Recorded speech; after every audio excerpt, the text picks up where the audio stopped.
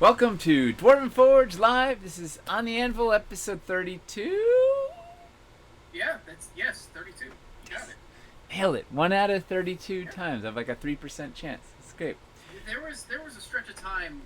I think it might have been during Wildlands, so it might not have actually been on the Anvil. So maybe never mind. Yeah, I don't think I ever. There was a stretch of time where you were getting a couple numbers right in a row. Of the 1,000 monkeys typing Shakespeare. This is On the Anvil. This is the show where we take you behind the scenes here at Dwarven Forge, peel back the curtain, and let you see a little bit of our process, what we're doing, what we're thinking, what we're up to. And tonight we're mostly just gonna be hanging out, answering your questions, building, and I don't know. We're doing anything else tonight? Where's my dagger? Yeah, I can think of a joke in time. Never mind. Abort. Okay, consider voted. Hey, I'm gonna use. We have new technology. I'm going. Oh, we'll do. I'll wait till we get to the news. We'll get very serious for the news. Yeah. All right. Should we jump into the news? Into the news? Yeah, I thought you were gonna do it. Yeah. Oh yeah. We're doing a giveaway tonight, and mostly we're hanging out. Is the audio okay? Or do we have any? We had to have some problem. Yeah, does everything sound good? You might be low. That is the giveaway. All right, let me check the audio real quick. I feel you're low. I'm turning you up. Oh yeah, I sound pretty quiet. Tyler is breathing a sigh of relief somewhere. Finally. All right, I saw him out in the living room doing something. All right, let's go. Let's go to the news. You ready? Let's get the mic right up in my face. News.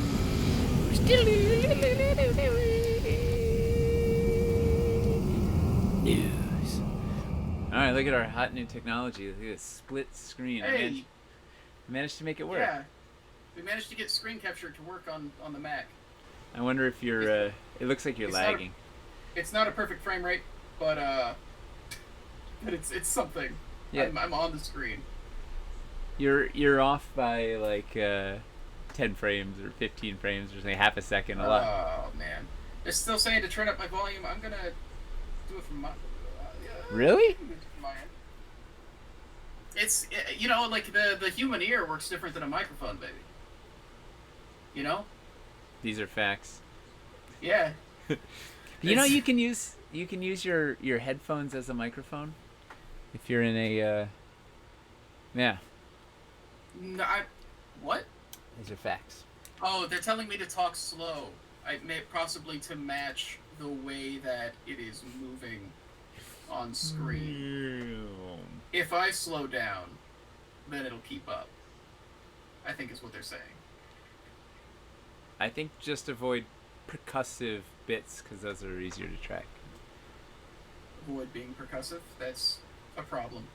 So what's in the news other than you being a few frames behind the world? What's in the news? Someone in chat saying your hair looks good today. Mine? So that's some good news. Well, it's I'm letting this purple just sort of grow out and get crazy, and it's good. I need to get a haircut. It's a mess. I'm gonna get a haircut tomorrow. I think. What day is tomorrow? I think Talia's gonna cut it tomorrow. What's her birthday? So she probably won't cut it tomorrow. I don't know. It's getting a little out of control. She can't cut your hair out. The purple's like 9 different colors. It's like it's fading out. I haven't re-dyed. I don't know. I don't know what to do. Dyed hair is a whole thing. I can't. It's way more maintenance than I can keep up with. That's fair. But yeah, it's particularly crazy today. But yeah, that's nice. Speaking of news, somebody's asking for the restock date. We actually do have a restock update. Sort of. Sort of. The update is that the container is moving according to schedule, and so we look like we're on track to get it in the last week of the month. It docked on Monday, and it's just we don't know when it's actually going to get to the warehouse and be received and be ready to go. But we're hoping sometime the week of January 25th. But we will keep you posted as we get closer, as we can't wait. What else do we have news? What else newsworthy news do we have?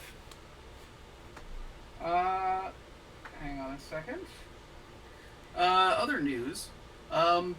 This Friday. It's this Friday, right? With Dungeon Dudes? No, it's Tuesday. It's Tuesday. This Tuesday with the Dungeon Dudes. Nate and Nina are going to be playing in their live stream.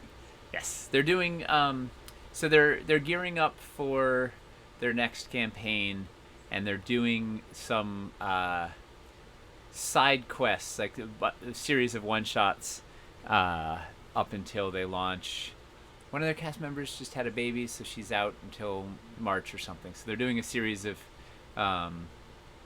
these little guest adventures, and they're using it to flesh out the world because I don't know what else. They're going to do a Kickstarter at some point this year. Are they going to release for their world? A Drakenheim. A module about their world. Yeah. That's so excellent. So they're fleshing out the rest of the world by doing all these side quests with the guests. So it's really fun. So Nina and I are going to play. And these guys are the best. I don't know if you guys don't know them. They're these Canadians who are just the coolest, and they love our stuff, and they use it all the time, and they've streamed a whole campaign with it. Their marching orders for this were make a character that has that uses something from Tasha's Cauldron of Everything. Which is basically saying just make a character, because there's so much, like having combed through the book looking for interesting stuff again, I was like, there is so much in it. It's just outrageous. Yeah, no kidding. So I've kind of reskinned. I had a Tabaxi that used to be just a vanilla fighter, and I've reskinned him. He is now a Fey Wanderer / Rune Knight Tabaxi archaeologist in search of relics, and will be joined by Chug, Nina's Warforged monk, Way of the Drunken Master monk, and we're going to be joined by Kelly from Dungeon Dudes, who's going to be playing a halfling bard, and the three of us are going on like an insane mission to try and get something from the center of the ruined of their city, which is full of contamination and radiation. We have to get over walls. I don't know. He's like, don't get attached to these characters because there's a very distinct possibility you guys might die. He's like, especially with these one shots, we make them really hard and whatever. So, and none of us have built like a super optimized for combat character to just keep it like lively. We just had a really fun brainstorm today with Monty and Kelly talking about story ideas and how to spin it. So anyways, it's a 2-shot. So it'll be Tuesday from 6 to 9 Eastern. This starting on the 19th, which is next Tuesday, and then the following Tuesday. So two 3-hour sessions, and I'm really pumped. If I don't know if they're going to do it all here, but we're trying to find the lost maps to the North Pole to go find a secret site there. So I don't know if this first half is going to be trying to get the stuff, and then the second half is actually going to the North Pole, or if that's too ambitious. But we're trying to find the origin of the Warforged in the North Pole, which Chug may be involved in because they are a Warforged. If it's just an assembly line of elves making Warforged. It'd be amazing. Yeah, if you guys watched the games that we did during Wildlands, Kelly played in the second one. Yep. Yeah, Kelly played in the second one. Kelly played with Matt and Satine and Ember. Firbolg Cleric. Yes. Like, yeah, he's awesome. Can't remember his name. I don't know. Can't remember the name. But he's going to play a halfling bard. It should be wild. We have a monk, a ranger fighter, and a bard going on a suicide mission. That's going to be on the Dungeon Dudes YouTube channel or their Twitch YouTube channel. I think it's on maybe it's on the Twitch. I don't know. We will have to post about it. But it's 6 to 9 next Tuesday. And I'm so pumped to play. I'm pumped to play a game that I'm not DMing, that's with all adults, and that is like our build as a heck of a challenge. Like he's like, this is gonna be a hard, like I'm gonna throw you guys a thing. We're 9th level, so we have a pretty big toolbox, and it's gonna throw a lot at us. So I'm really looking forward to this. And Mrawl, my Tabaxi, is gonna be a fun playing off. Chug is like just the best straight man you could ever ask for. Like they're like Nina's Chug is just the best. So it's gonna be really fun. Chug is a great character. Nina plays them very well. It's amazing. It's like yeah. Bender meets Data. But anyway, so we got that news. What else? What other newsly news do we have? We have 2 other big ticket items. We've got the build of the month is out. If you guys missed that, it went up yesterday. It's called the Root of Evil. Or Root of All Evil. Root of All Evil makes more sense. Yeah. And I included an extra tree accidentally and everything because I counted it instead of having Tyler do it, and so I messed it up. so that you have to pretend there's one tree less in there, which is too bad because I was really happy. Like I liked this one. It was a cool, like I don't know, it was a fun 2-part. The build's a 2-part build. The story, it's a fast turnaround. It's a fun little story. It's a little thing, and I really messed it up. But we launched it anyway because we didn't want to not. The tree really tied everything together too. That's unfortunate. It looks fine. Looks great. Yeah, it is what it is. Guys, if you get the build, you get a gift card towards getting extra trees anyways. So $35. You're halfway there. Yeah. The root of all evil is a very good joke. I shout out to David Moffat. He's in chat. Dude, that guy can build. Thing, that guy can build like a champ. We have so many good. Our last bit of news is something you guys have actually asked about quite a bit, and I'm happy that we finally have an answer for you. The Pledge Manager for Wildlands reopening.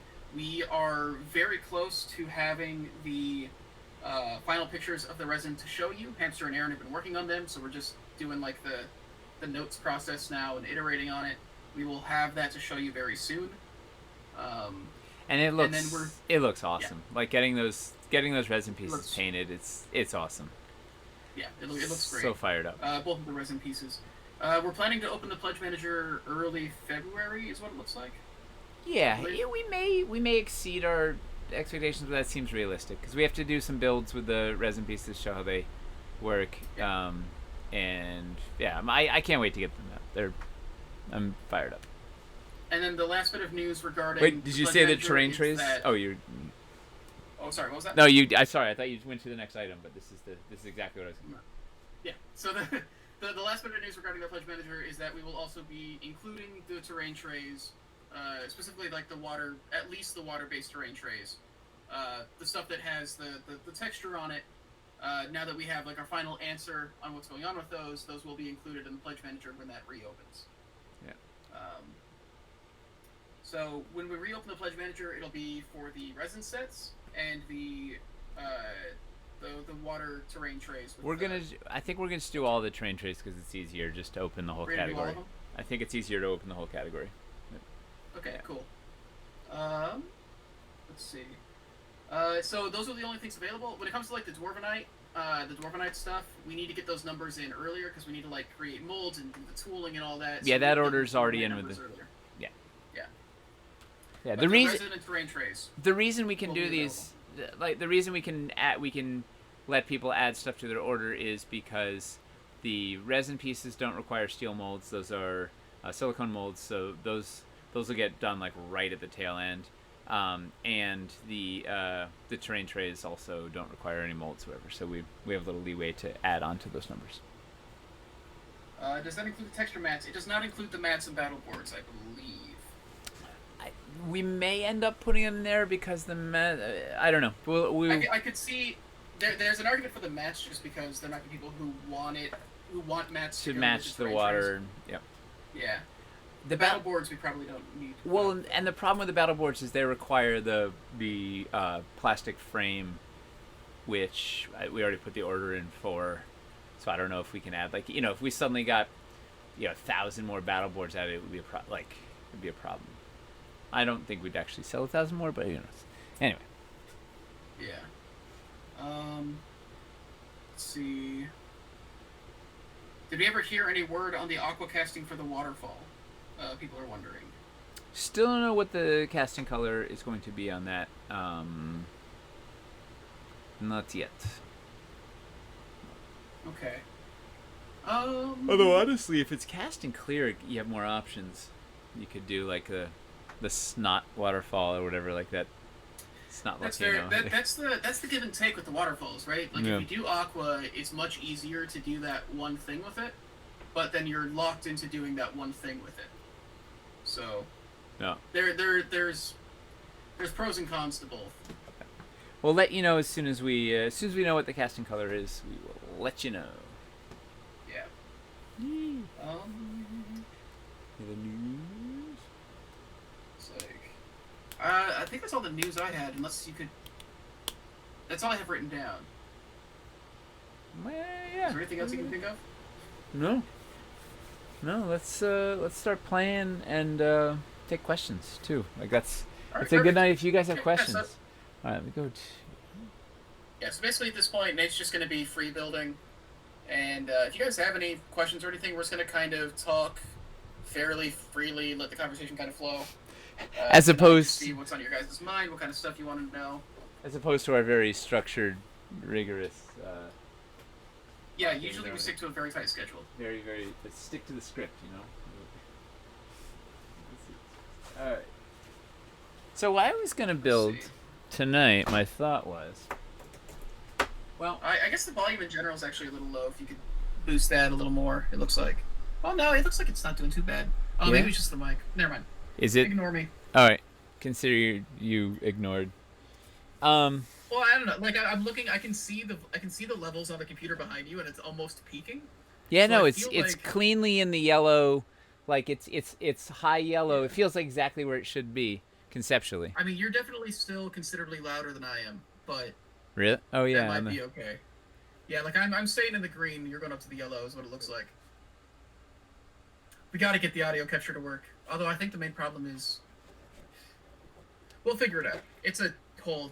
Hey, we got Just let me you. build you a PC. We got you in a window. That was a Yeah. first step. All right, so here's okay. I have a question for the question for the chat. So here's what we got. I got two things. So I'm gonna build something for the home game for this weekend. So I've got two potential things we could do. So what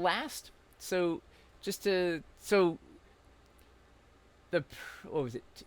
2 sessions ago, we had just an absolutely brutal, awesome troll fight. It was 2 sessions. It started in one session, and then it was a whole session to finish it, because it was just like an awesome multi-part. Like it was just a grinder. Like we haven't done like a long, because I only play for 2 hours, because we have it's Kids. yeah, it's an 8-year-old, a 9-year-old, 11-year-old, and how old's my brother? 41. It's my brother, his kids, and my oldest son. So it's the best. Like, oh man, anyway. So we had like a super grinder, and then last week's session was no combat. There was like pseudo combat, but it was kind of like a role player die thing. They sort of started to attack, and then we're like, wait a second, we're all gonna die if we do this. Role play heavy. And so now I'm going to this next one, and I want to throw them a little combat, but not like a crazy, like that troll thing was bonkers in a great way. But you need to take you need to get a bunch of story in before you get bogged down for 4 hours of combat. And we have It's called pacing. Oh yeah, thank you. So then we have and then this is leading to the next session is going to be an absolutely brutal. It'll actually probably take 2 sessions. The one will be a planning thing. They're going to do an aerial assault in this area. There's a demonic abyssal rift, and all these demons are coming out. It's going to be just once again a huge crazy grinder, awesome uber battle. So the question is, so here's the question. So wait, there's two options. One, they've got to go from town, like this little town, or this big town, the big city. They're finding a big city, to the castle where they have to get information and big plot stuff. It's gonna be a huge kind of revelation where it's gonna tie together everything that sort of happened, and they have all these fun things. They're gonna realize they have this terrible artifact that they're carrying around that could destroy the universe and all this. It's gonna be wild. But I want to have a combat between A and B, or so it's either like I was thinking we have them do the classic. They haven't been jumped by like brigands on the road yet, right? And I'm thinking because they're 7th level now, and they could just totally massacre your standard issue brigand. So it would be kind of like, it probably wouldn't be much of a fight. It would probably they'd like vaporize like the first guy, and the rest would run off, and the brigand would be led by like an illusionist, like to kind of like make it a little trickier and whatever. But it's basically they would be, so it could do like a road on the edge of the water, because they have to go along this bay or thing. So it would be like a cliff on one side, a bunch of rocks on the other, great like sort of pinch point, ambush, attack, cart in the road, kind of like just hit all the classic tropes, right, and do a thing, and then bends. But it's not like too much of a threat. It's more sort of a kind of a chance for them to just feel better than the average like, you know, these brigands saw them in there spending a bunch of money in town and whatever, and like, oh, easy marks, and then they get to be like, no, we're badass adventurers, like, you know, lay down the law, and then maybe we could the illusionist brigand would come back later and do a thing. So that's option one. We could build a thing on the edge, a cliff on the edge of the water, some elevations, I have a few escarpments, a bunch of Aranthor, whatever thing. Or option B would be in the castle, which is like it's a bastion of like paladins. It's the Sovereign Legion. Their whole job is there's an abyssal rift that's nearby, and they have to fly aerial sorties down there and like basically keep killing off the demons so that the abyss doesn't expand. Right? If too many demons hang out in this one place too long, it just makes and there's an old portal there or whatever. So they just have to keep going, and they're gonna get all this info from the library there about the Dragon's team, and then there's gonna be this huge incursion. They're like, oh, we need your help now, and then press gang them into like they're all gonna hop onto like everybody gets like a griffin or a pegasus or a hippogriff or whatever winged minis I have, and they're gonna go like flying in and do some aerial combat, and then they have to drop in and do a thing. It's gonna be nuts. That one I got the plexiglass standing by, and the cotton balls. I'm gonna do an aerial, like the way they're gonna get attacked by aerial things and fight them off, and the backs of their. You could use the river Styx as yes. like a cloud. Yes. Yeah. Like So, I can't remember was that Merc who used. I know someone on our. Might have been Merc. Yeah. Someone brilliant on our. Anyway, but that's a comment. So it's either bandits or. When they're in the castle, there's the warlock, my nephew. Of course, he's playing like he's like, I'm the warlock sworn to the fiend, and he has a Garisto in him. He's like he's possessed by a demon, which was sent by his patron, whoever. So he hulked out and turned into the Garisto, and it was really fun because then he got to be the bad guy, and I was like, I gave him his objective is like, you have to kill the mage, and the rest of the party had to try and fight him down and figure out how to like fight this CR-17 guy who's with one man down and whatever. So the other options, I could do something, could cause that to trigger again, because there's gonna be a whole thing with the paladins. They're gonna freak out because they're gonna do divine sense, and he triggers as fiend when it like goes off, and they're gonna, it's gonna be a whole thing, and it's gonna trigger, and he'll hulk out and kind of fight them. So I could do that where they have to do a thing like inside the castle in either in the library or in one of the things, like we have him have to duke it out with them, probably with an NPC on their side or whatever. So do I do the cliffside? Do I do the cliffside thing? And one of the reasons I was thinking of not doing that is because he's gonna, when they go down to fight the demons, he's gonna hulk out for that. Like he's gonna go in. It's gonna be this thing that's prescribed against anything but demons. They're like, well, the only way to get in there is with a demon, and be like, well, I'm a demon, and then he's gonna be able to go in and do the thing. So he'll be like in superpower mode. So I was thinking maybe it's hitting the same note too much if he's the demon. Yeah. And you don't want to keep going to that well.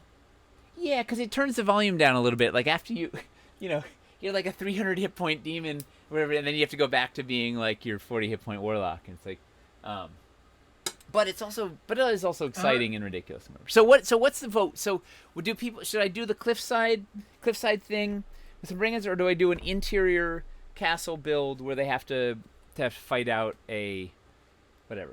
And I'm leaning towards the cliffside thing just because I happen to have all the Aranthor stuff standing by right here. But I would, if everybody in the chat's like, no, you got to build like inside the castle and do something like that, I would do that. Maybe I'd do a courtyard. I don't know if to. Oh, the other problem is I have to find the damn castle. I can set up an actual poll if you want to run. Yeah, let's run a poll. What if you want to build?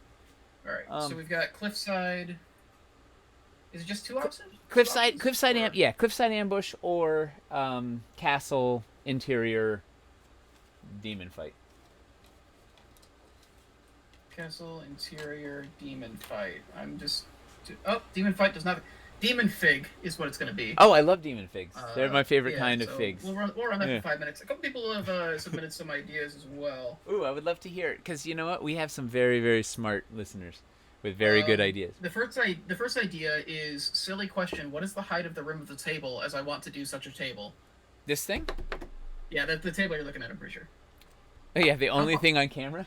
Yeah, how high up is that rim? It is, it's 2 and change, I'll tell you.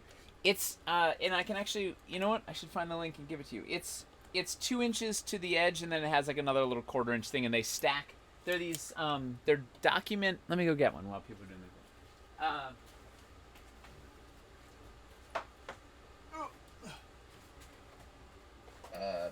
David Moffat's idea is to have them ambushed by skilled highwaymen led by an anti-Robin Hood. An anti-Robin Hood. Yeah. He steals from the. He steals from the poor to give it to the rich. He doesn't really give them all that much.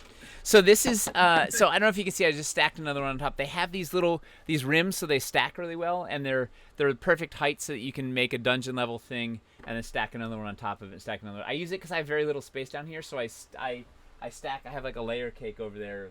I've got and you can also flip them up on top of each other if you have a double high thing, and then they're Safeco document trays, 2 foot by 3 foot interior. And they're the best, and they're hard, rigid plastic. I think it's $90 for a pair of them, and they're awesome. You can load them up with pieces. It's almost too heavy to carry, and I'm pretty sure that's how you moved the game build to the office during Wildlands. Yeah. I threw it in the back of my car, in this, and we carried them up there. That was really heavy. Yeah, it was a terrible idea. We filled that entire thing with prototypes. But not even Dwarvenite, but prototypes. Yeah, no, it was really heavy. It was but they come white. I spray painted this one for the camera because it's way too blindingly white. But they're awesome, and then also it's like the perfect size. Once again, I'm playing in my basement with. I don't even have a table. I just put one of these on a crate and use that, and it's like the perfect size. It's like it's as much build as I can kind of do in a session. The end that's facing you is open, right? Yeah, one side is open. Let's see if I can pull this back. Oh, we already. How do you spell the company that makes them? So people can look it up. SAFC. I'm just gonna look it up for you. Looks like it might be Safco. Yeah. Safco. Yeah, somebody found it and put it in chat. Cool. They're the 2 foot by 3 foot.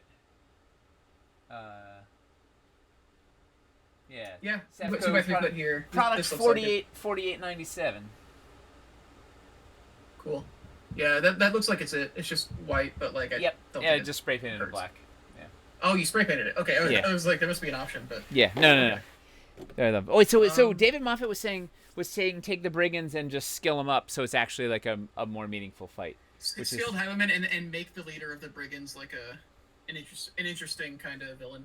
Yeah. Yeah.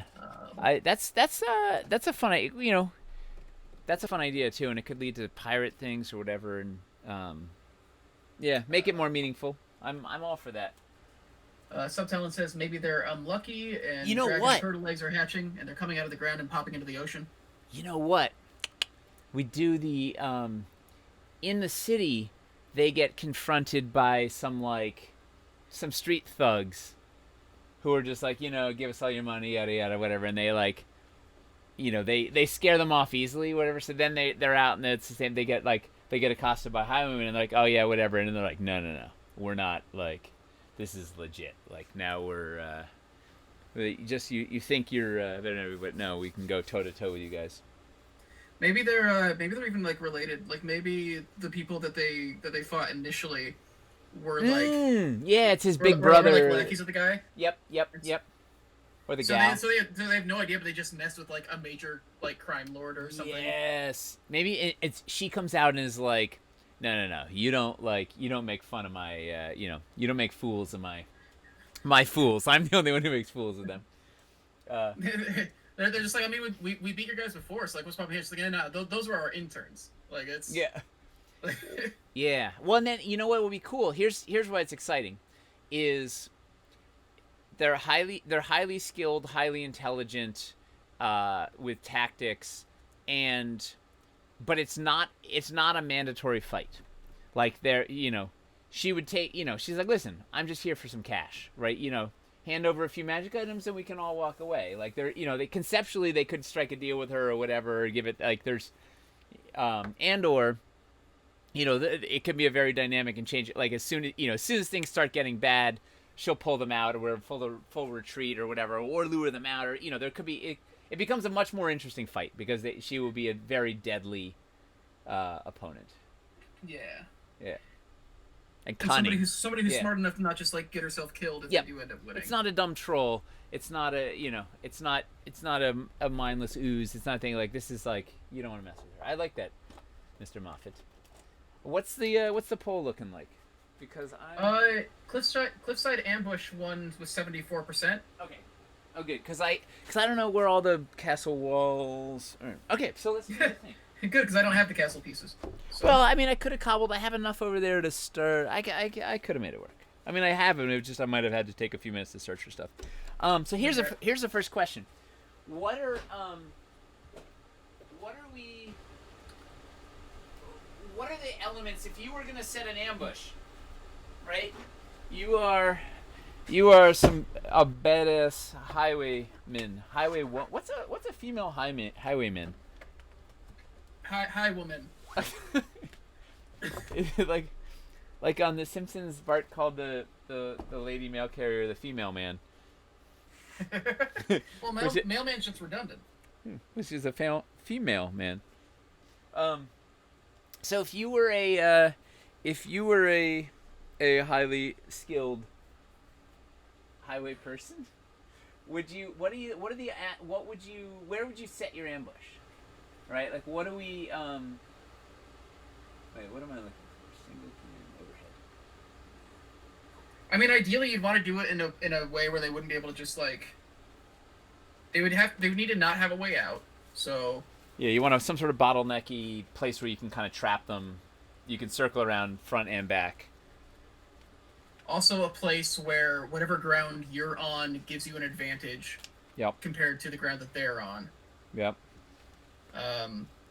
Potentially, if there's like a rough patch where like the road is cracked or uneven or something, that might give them difficult terrain. Well, and I was thinking that the head of this is an illusionist, right? Like it's not just your standard real world ambush. Like throw some magic in there of like, there could be some illusory terrain or whatever, like or the illusion of a bunch more bandits than are there or whatever. There's some. You could theoretically lead them into, like use illusory terrain to like make them churn into a dead end. So instead of, so then you just block off the only exit. Oh, what else? What do the people want? What do the people churn in the road where they will not see what is happening behind them, and stop them in front, leaving them no escape. So a cavern. Have someone in the gang pretend to be in danger of falling off the cliff. Maybe add in some broken wagon as if the wagon went off the cliff. Yep. A narrow pass above a fast-flowing river. Draw them in with a hurt animal. They could, if it's an illusionist, they could just create like a scene where like they step in to like be the heroes, and that entire scene is actually fake. Oh, and my niece is a druid, and a big animal lover. Oh, that's a sucker punch. Oh man, the wounded deer that needs like She'll hate you. Oh, that is just mean. I love it. Yeah, something. The broken down cart is always a fun one because it also can conceal. There could be people inside. There could be. They say somewhere where they can have snipers on high ground. Yep. What else do they got in here? Well, here's another question too. If you're a band of like, I don't want to have to do. I'd rather have a few interesting bandits than a whole bunch. Like, I don't want to have like a generic collection of 20 bandits. Like, I'd rather have like 4 people who are confident enough in their abilities that they don't need to win by numbers. It's the heist gang, right? You've got the 4 specialists or whatever, and maybe there's like 2 muscle that are on top of it or whatever. But like, what would the 4? If you were to choose 4 people for your heist gang or your highwayman gang, who would they be? Assuming the leader is an illusionist. So it seems like a sniper is definitely like, right? I'd want a sniper in my gang. Something that would be incredibly useful would be if you had a mage slayer or somebody who was like specifically meant for shutting down their magic. Yes. Ooh, and they haven't faced Dude, counterspell. Oh. Yeah. So somebody with counterspell, somebody with yeah. Oh. Have one of the bandits controlling an earth elemental. Oh, you know what's fun about that though, right? Like if their all their concentration is like controlling this earth elemental, then that becomes the weak link, right? You can go for the caster. You should have weapons that can entangle. Yes. Hold on. I gotta write this down. This is like. Are they gonna be man? Counterspell is rough, especially because Mark is a warlock. He only has 2 spell slots. Like. If he finally burns one of his spells, but it just gets countered. Yeah, he's like, all right, I'm using my 4th level. Then that's boom. Bandits cause the ambush to start in an area of anti-magic. Oh, then you can't really use the illusionist. Maybe the illusionist could lead them into the anti-magic. Yeah, but an anti-magic zone is huge. It could potentially even be a thing where maybe part of what they could do is try to force the illusionist into the anti-magic. Yeah, once they realize that they could use it as a thing. Yeah. We need a sniper, because that's just nasty. Anti-mage, anti-magic or anti-mage. What else? Who else? What would you have for your what's your muscle? Like, what's your physical? Is it a? That's why I was looking at potentially a mage slayer, like somebody big who just gets in their face and locks down the casters. Are they a tank or are they a Or are they like a fast skirmishy, like? Ooh. Do we do an assassin? Is that like? You could do like a Gloomstalker with Mage Slayer. Ooh. So first turn they just like. Is it Gloomstalkers that get the first turn? Yeah, they have that crazy ambush, like just brutal. This is a good way to ensure that they stop playing D&D. Use a convincing member of the antagonist to bait the party into following them into an advantageous position. Yeah, I think that's what we're trying to figure out. Is I like some of the ideas that are coming up here.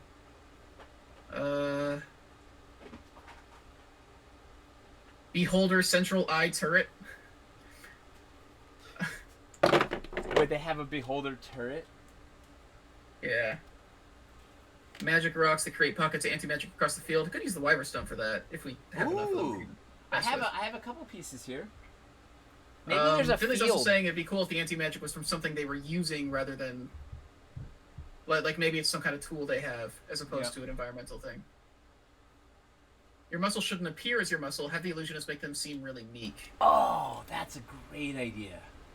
The muscle could be the wounded animal. Yeah. It's not an adorable kitten. It's actually it's like a Gloomstalker. It's a Goliath Gloomstalker. Or it's a Tabaxi, fat with the speed. Like they have the feline agility, and it just like bolts out. It's a Gloomstalker / monk Tabaxi that can just cover the entire board in one round. This is just absolutely heinous. Could go with an artillerist artificer build. You could have an artillerist up on the high ground with turret.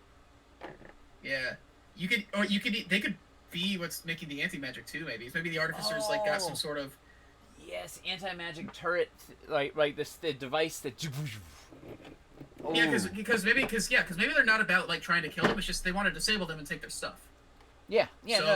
They're not here for blood. They're in for the cash. They're highway folk. Yeah, so the artillerist could, instead of just trying to blow them up, could be shooting different effects across the field. And entangling effects and whatever. And really, it's the leader will be willing to strike a deal with them. Be like, listen, I just want your stuff. You can just lay down your weapons. We're gonna take we'll leave you each a sword so you don't die. But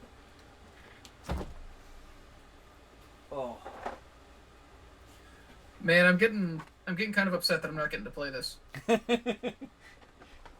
That's what you say until you get turn 1 killed by the Gloomstalker, who looks like a Well, that's the thing. Is cat. like the problem is as we design these villains, I'm just wanting them to be characters that I can Yeah, play. yeah. You want to be you Like, want to be in the gang. You want to be the reverse Robin Hood gang.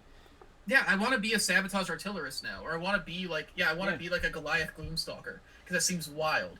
Like, It's a fun it's a fun gang, right? Well, that's the thing is right. Let's making 4 interesting characters. You know what it is? These are these are their like rival adventurers, right? These are they were failed adventurers that turned to highway robbery or whatever. They like, but they're the kind of the counterpoint to the subtitle is saying maybe they could be real Robin Hood characters, and by defeating them later on, we find out that the town's poor is doing much worse. Oh my god, they're What? So, they're okay, so folk so heroes. if we want to make this the antithesis to the party, what would you say like sums up this party? Like as far as their goals go, like what are they trying to accomplish? What drives them? Adventure. So maybe for them it's like adventure and fun, and it's like no, these guys are like doing this stuff, but they're trying to like cause like actual change, and they like actually care more about this stuff. So yes, maybe it is a thing where like yeah, they're stealing from these people, but it's because they're trying to like save like a whole town of other people. That's fun. Well, if they're not just robbing for the sake of it, they're actually like prepping for. Well, yeah, they have a purpose beyond just. There's a big war brewing, so maybe they're stockpiling up. You know, they're prepping for the inevitable war.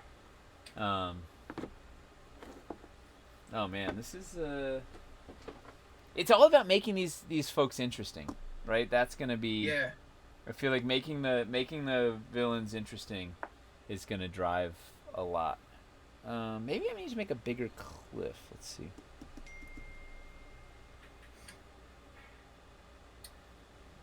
So if they talk to them well enough, maybe they can gain their aid later on. That way, it teaches the kids that talking can be better than fighting. Yeah, definitely want to lean on the parlay. Like let them get glean some something useful out of it. Why does Nate make placing trays under existing pieces so easy? Because it's everything, man. This is like. The gang is the leftover family members of those who were unwillingly conscripted into the war. Ooh. Maybe they're like an anti-war like gang, and that's like the thing. Taking your weapons so you can't fight. Yeah, that could be it. Like, huh? Maybe that's what they go after. Maybe they go after people who are like armed, and like they go after people who like they suspect are part of like. Well, and the players are notable, right? Because they've got magic items. They've got some cash now. They're like. They were also kind of flashy on their way into town. Like there was. I mean, yeah. If they were flashy, then yeah, they have to be marks. Yeah. Like, yeah. What if they offer the party to join them? Oh, that's an interesting. It's like conscription, right? A join or die sort of situation. Depending on how things go, maybe that's the case. Like if they are winning, maybe that's the like we could use you. Yeah, it's not going to be no matter what. It's not going to be a fight to the death, right? The leader at some point there's going to be either. You know, she's either going to say, "Listen, stop." You know, this is you guys are bested, right? We are going to defeat you, and then sort of give them terms, or could be like, all right, we bit off more than we could chew. Like you guys are even better than I thought. How about a can I interest you in a business offer? A multi-level marketing. Now you go find another group of adventurers. Yeah. And I'm gonna teach you how to rob other adventurers. So you. Yeah, this is getting lively. You know, this is what I wanted building on the build of the month to be. Is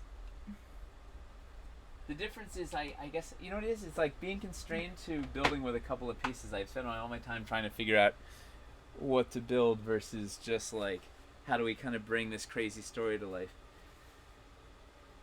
hell did I put the? Have a really heavy, like a big chunk tabaxi. So instead of like a really lean one, like one that looks like one of like the, like still clearly a cat, but it looks like one of the like Yep. bigger cats. I have one of those cats. I have one of those. Oh, I love that.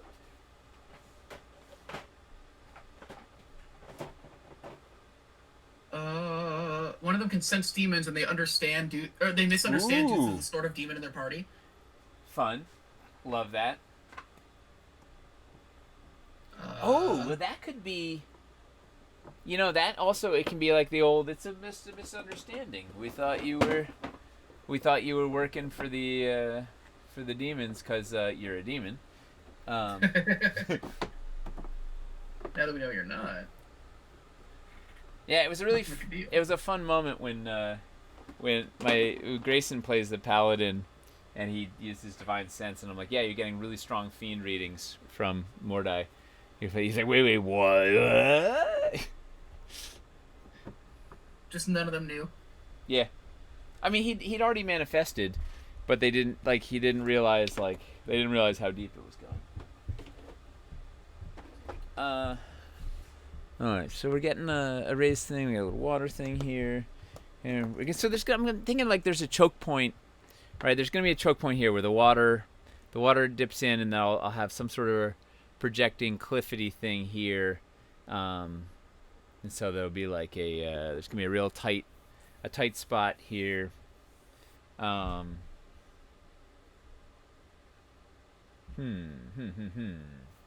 this is going to be fun. I love being able to getting offered to join is a neat Yeah, it's cool to like set up. I think what's nice about it is it kind of establishes that, you know, your party isn't the center of this world. Yes. Like yes. There are other people that are just as capable that are doing like massive things. Which I always think is interesting. Kind of breaks out of like the hero complex a bit. Yep. Man, this is really making me wish I had those mountain 2x2 floors and 2x1 floors that don't exist yet. So I'm trying to get the 8x to work with the base 3 wildlands. It'll make it work, but thing here. Let's see. Yeah, what other stuff are they kicking around in the chat?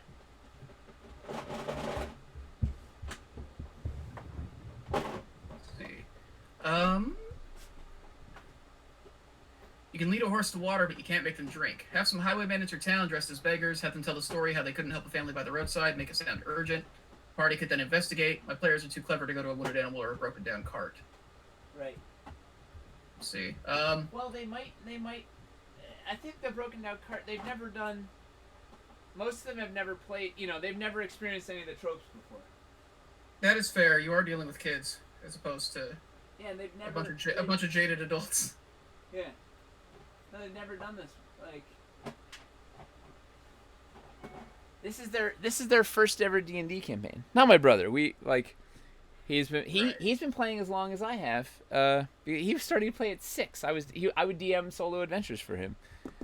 Wait, I have to get a charger for the computer. Hold on. Tell some jokes. No problem. Can a kangaroo jump higher than the Empire State Building? I'm just gonna Google jokes. Wait, am I supposed to come up with the answer to that joke? The answer to that riddle? Thousands of our most funniest jokes from ReadersDigest.com. Oh wow, I forgot Reader's Digest was a thing. Oh, I used to read Reader's Digest pretty often, actually, when I lived with my grandparents. They always got Reader's Digest.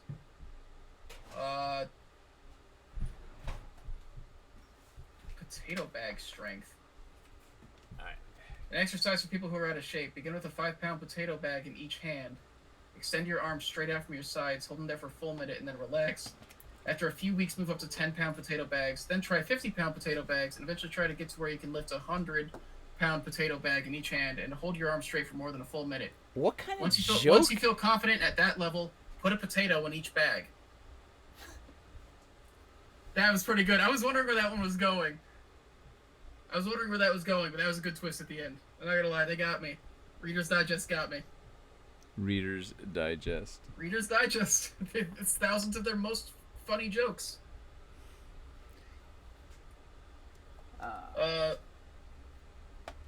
Oh, Finley answered your joke, and now that I see it, I'm pretty sure he got the right answer. He said, yes, the kangaroo can. The building can't jump. Nailed it. Yeah. Yeah, Grayson just told me that one. Yeah, now that I see it, it seems obvious, which is always the way with these.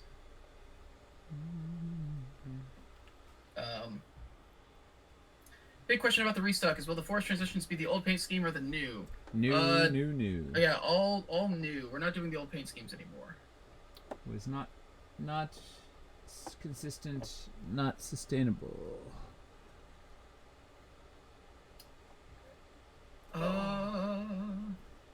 That one piece is driving me nuts. Which piece? That is a lot of. I love how you're talking about like how you wish you had certain floors as you're busting out. You're filling out a 2x3 build. What am I missing? Why am I? You know, drop a false rumor in town of some person selling shitty wagon parts, so it seems plausible. Oh. It's like, you know, these wagons keep breaking down because this guy's selling bad wagons, bad wagon wheels. That could sink your whole group in Oregon Trail. Yeah. All right, I got almost. What piece is killing somebody? Apparently it's a piece he removed, and they said it was driving you nuts. Oh. So I'm not sure entirely what piece it was. but got rid of it.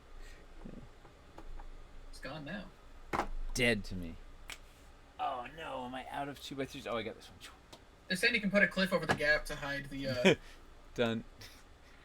Yep, I was with you 100%. Okay, we got this here. We're gonna put this. We're gonna take you out of here. Put you over here.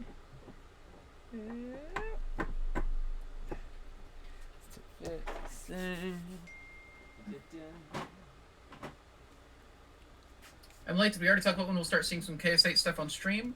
Probably next month is what. Yeah. We were just literally talking about it before the stream tonight. We haven't shown stuff to the we haven't shown stuff to the team yet. Like we're still hammering a lot of stuff out. It's like it's too much in its nascent form. Like we will, as soon as we have something that's we can share, we're gonna start sharing. I just want to like, there's still things are still a little too amorphous. Like we gotta have it it's a little more sorted out. But I'm very excited to kind of show you guys our thought process and some of the things we're looking at. I'm excited to see our thought process. Yeah, me too. I hope we have one.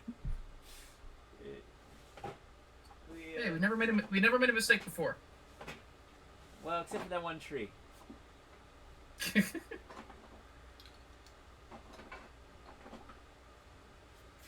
Well. I think people will be fine. It's still a good build. Yeah. I like that one. That was a fun. I don't know what the heck this ice one. It really yesterday wasn't clicking for me, and I don't know why. And I have to shoot that tomorrow, and I have no idea what I'm gonna do and how it's gonna work. Yes, Kat. What can I do for you? Please get your claws out of me. Facts. You know what I think? Someone, Imi, had a really good idea to use the light panel and the River Styx train tray under the ice, making like an ice pool thing, and it's awesome. But I don't know how. I don't know. We annoyingly sell a 1-pack or a 5-pack of the damn light panels. Like I said, we don't make mistakes. Yeah. So like, I want to use 2, and I don't know. I told myself I was gonna try and work on the build before tomorrow, and that I don't think that's happened yet. Can we do 2 single packs? Yeah, it just they're really expensive because um the transformer and the master panel have like the bulk of the cost. Like the regular panels are $35 a piece or something when you volume it out, but the master panel, the single pack is $60 because it has the transformer and it's got the power supply in there and whatever. And so it's like it just makes so two of them it's like 120 for two versus like the 5 pack is I don't know 160 or something. So it's like it's not a really it doesn't make it a good deal. Yeah, we really need a 3 pack or a 2 pack or something, but I don't know. One day we'll get there. All right, so I have a thing. Oh boy. Let's see. How's progress on the resin rune arches? If you missed that, the resin pieces they're currently making the paint schemes for them right now. It's very close to ready, and then we'll be ready to show them to everybody. Yes. And please pepper us with your questions. Like this is a great questions episode. Yeah, there's a couple in here. A lot of them are getting answered in chat. Yeah, KS8 is the upcoming Kickstarter. It's not Wildlands. We're not calling it. Don't call it KS8. It's the upcoming one. Yeah, we're trying to think of something to call it other than KS8. Just like we didn't call Wildlands KS7. Because the numbers are confusing and don't mean anything to most people. Yeah.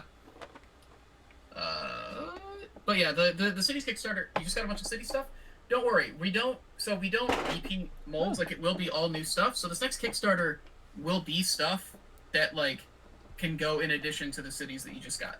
Yeah. Basically, we're going to assume that you either have a bunch of city stuff or don't have any city stuff. So it'll all work in either case, if that makes sense. Yeah. Like we'll give you stuff that will give you more options for the things you already have, and we'll give you a bunch of new options. People are wondering why there's no unpainted for recent builds of the month. That's because of the pricing on the gift cards, or just because it's a stock thing? Stock issues. Yeah. Because our stock is all over the place, and it's hard enough to find enough sets in stock to make a build a month, but then also finding them that have corresponding unpainted also available is nuts. Because we generally stock a lot more painted than unpainted. Yeah, that is true. So because also, I guess this might actually not be something that people know. With the builds of the month, those aren't things that we print from the factory. They are made up of sets that we already have printed in the warehouse. Oh yeah, because we need. So we can't make them to order, which is why we need to go with painted so that we're just dealing with the thing that we know we have stock of. If we happen to have a lot of stock of the things that we're using, then we'll do a. We could do a painted and unpainted. We have it. We've done. I think the city one we had both, so we can do it. Depends on what we've got. We can only work with what we got. All right. So I got a cliffside here. I got a bunch of ground here. Let's go to.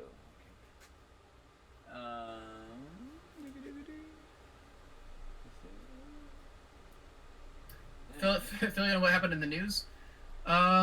Yeah, in the news, Pledge Manager most likely going to be reopening in February for Wildlands, early February. That will have, and we're going to be including the terrain trays in the Pledge Manager when it reopens because of the update with the filters and all that.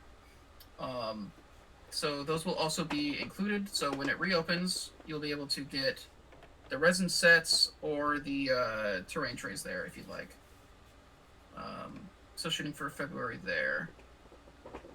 What else happened in news? I'm gonna be playing with the Dungeon Dudes. Nina and I are gonna play some D&D next Tuesday. Yes. Build of the month is out, which we were just talking about.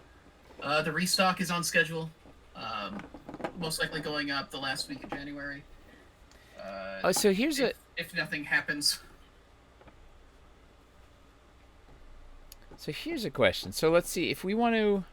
Do we want to choke point like? I've got this nice little nook here, so it seems like we want to kind of trap the players here, right? So do I do a big sort of cliffity thing here with maybe a way over it, and then there's got to be somewhere where a couple folks can come from behind, a couple from the front. What else do we do to make this interesting? And also, how do I delineate the path? That's the other thing I hadn't thought about. How are the resin sets coming along? Very good. We've got They're gorgeous. yeah, we've got like Aaron and Hamster have done they're each doing one of the resin pieces, and they've got the first runs done on them, and so we're going through like the note process, but they both already look like phenomenal. I'm very, very happy with them.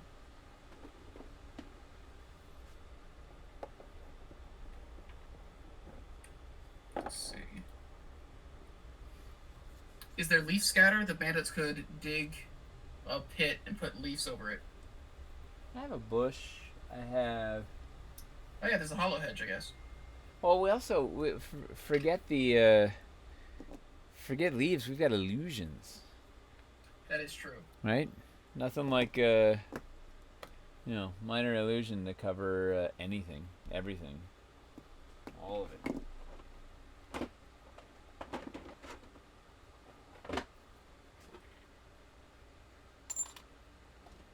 Nice rope climber. Let's see. Illusionary rock slide. Kind of make it seem like there's like a massive threat that forces them to move into a certain area. That's a fun one. Let's push this. Latest build of the month is very good, and the video showed some nice alternative builds too. Good job. Thanks. I think it's something that it's something we've talked about wanting to hit on more, especially when we're talking to people who are new to our stuff, is trying to show that when you buy these pieces, it's not just for one build. You know, like the whole point is that you can make a bunch of stuff out of a set. And that was sort of the reason for initially doing Build a Month was education, like just showing people, hey, here's a bunch of ways you can do this stuff. I think Chris can see my pose. No, I can see them. I'm just trying to sort through everything. What are they traveling in? How are they? Are they on foot? Or are they? They're on foot. They're on foot. Well, actually, yes, they're all on foot except for Grayson rides a giant porcupine as his fine steed. That. Ouch! The porcupine. Which I haven't made yet, but I'm really excited to build that out of. I have a polar bear that I'm gonna glue all these cat whiskers to, and finally use my cat whisker collection. It's gonna be great. They recently posted a mini company that does a lot of giant porcupines, fantasy animals and such. And really? Is there a giant? They might have a giant porcupine in there. I'm not sure. I couldn't. Check. I did a little bit of light. My Google foo isn't that strong.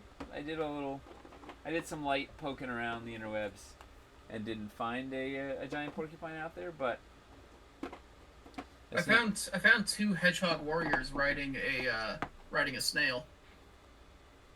So that was great.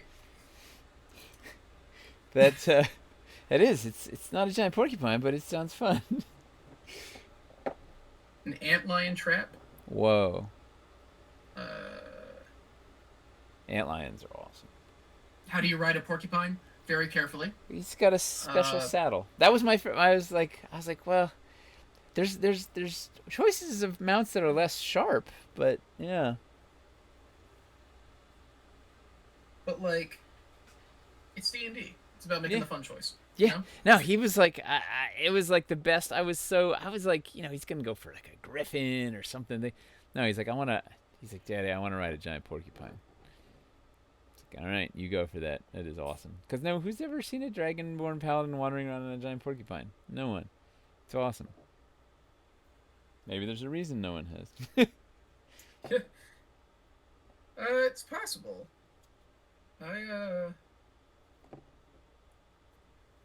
They say there's a first time for everything, but it's extremely likely that if something hasn't been done, there's a good reason for it. You don't think it's a good idea to ride a giant porcupine? Is what you're saying? I think the jury's out. I'm not, I'm not a. Wow, what's the name for people who work with animals? Veterinarian?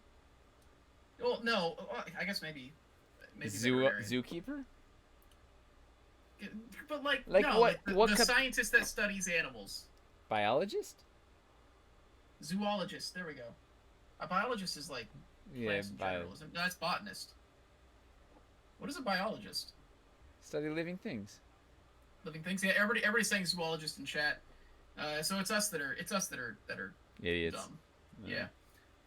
Turns out we're no botanists. Yeah, look, I'm not a botanist. But I'm pretty sure that's a tiger. Have an alcove loaded with explosive ruins. When the tough gets going, the bandits can run towards the alcove as the illusion bandits enter and the players follow. They're blasted off the cliffside. Yeah, we're so doing that. What's the dimensions of this current build? It's a 2x3 tray. The old Cefco document tray. In regards to KS8, how friendly will it be as an entry point to cities if you don't have any? Super! Any of our Kickstarters, you can just get this stuff and be good with it. It's going to be as friendly as can be. It'll be nothing but friendly. Yeah, it will have things to work with the old cities, but the stuff will also function on its own. Yeah, it's going to be... It'll be it'll be a fantastic entry point. Yeah, it's not a situation where we're like, well, we made houses last time, so we're only going to make things to go inside those houses. Like, you will be able to make a city full of buildings. It will be... Yeah. The next Kickstarter will be to cities, or KS3, as Dungeon of Doom was to Dungeons. How's that? The original, but better. Yeah. More options. Yeah. Because options.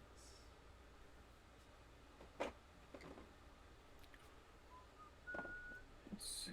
What else we got going on? Every Kickstarter supports people with no Dwarven Forge and a ton of Dwarven Forge. Should be just fine for jumping in. Yeah. Yeah, we always try to make sure that there's an entry point. Yeah, it has to be self-contained, friendly. Dwarven Forge should make a mini for a porcupine mount. Oh man, is that one of the minis when Vale is just a porcupine in the city? It's a porcupine with a saddle. They're like, why did you guys make that? We're like, I don't know. It just seemed like a really cool thing that one person in the world might need. Yeah. Yeah. Now I haven't. It's one of those things where you don't realize there's demand until the supply exists. Yeah. No, I haven't hit the vanity point yet of like just making the things that I specifically want for the home game. That's like we try really hard to try and make the things that everybody's gonna need or want. So you're gonna have like 500 SKUs, says Zanako. Yep. That's our goal. Porcupine on a saddle is the one. What? There's a 28 millimeter porcupine mini on Etsy. Is there really? Send me a link. Apparently. Who found this? Who found this? Who is the responsible party? That's David Moffat. Really? Yeah. Do you have a link to that? Can he be our winner? Are we allowed to do a random giveaway? That's not random. I don't know if it's considered random or not. a giveaway. No. I think it's just considered a reward at that point. Fine. Payment for services rendered.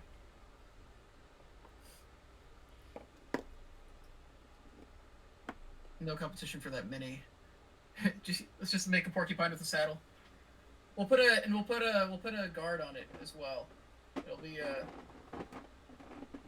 a mounted. We'll make a separate mini that is standing with its legs spread apart enough that he can fit in the saddle. Yeah. The problem is, if there is this porcupine mini, then why have I been saving all these cat whiskers? What am I gonna do? You do have a lot of cat whiskers. I've been saving them for years for a project. I didn't know what I was going to need them for, but I was like, oh, this is it. I can trim them down and glue them to a bear to turn a bear into a porcupine. People are saying you can make the porcupine a fogger piece. It'll come out all the.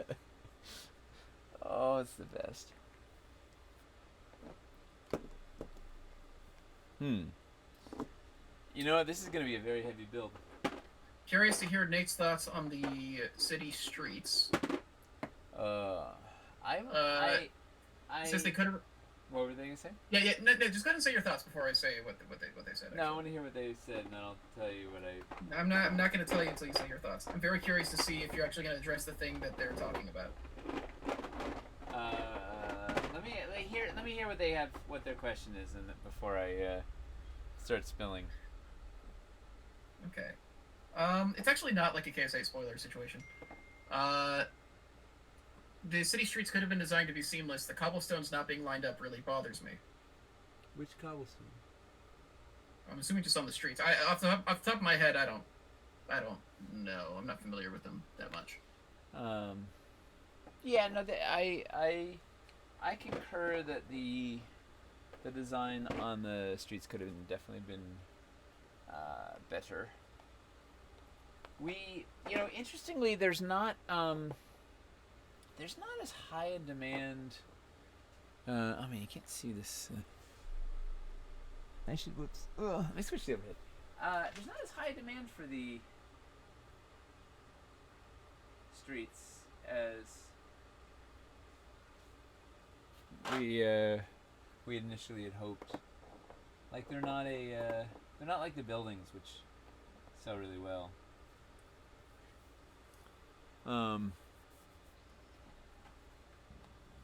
Yep, that is a hedgehog mini.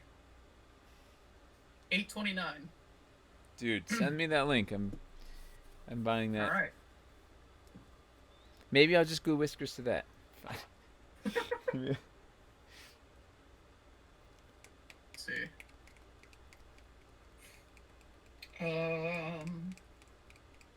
Oh, it's a hedgehog, not a porcupine. Oh, David Moffat. How dare you? You betrayed me. It's fairly similar. Similar? It's like similar. Has Nate figured out his numbers and rolls for his highwaymen? Could have a pickpocket. Their illusion to appear as a small tree that, when the player walks by, the players can walk by.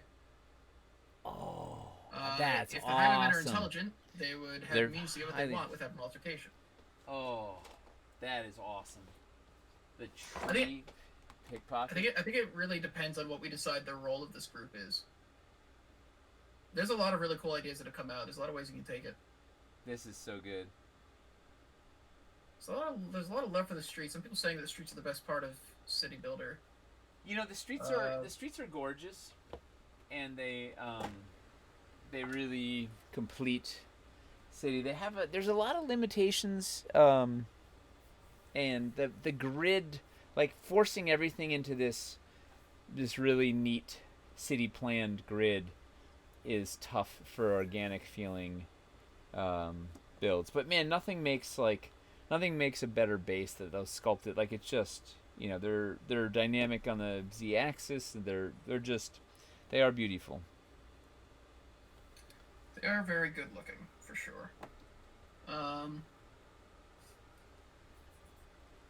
Add your cat whiskers to the hedgehog mini and it becomes a porcupine. Fair. I like how you're thinking. Justifying my hoarding. This is good. We're in for this. Let's see.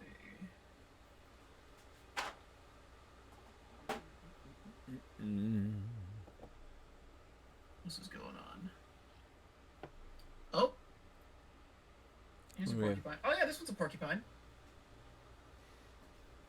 Looks like I can't tell if that's on a base or if it's just a regular rock. If that's a base, the base is really, really big, but send that along as well. Very excited.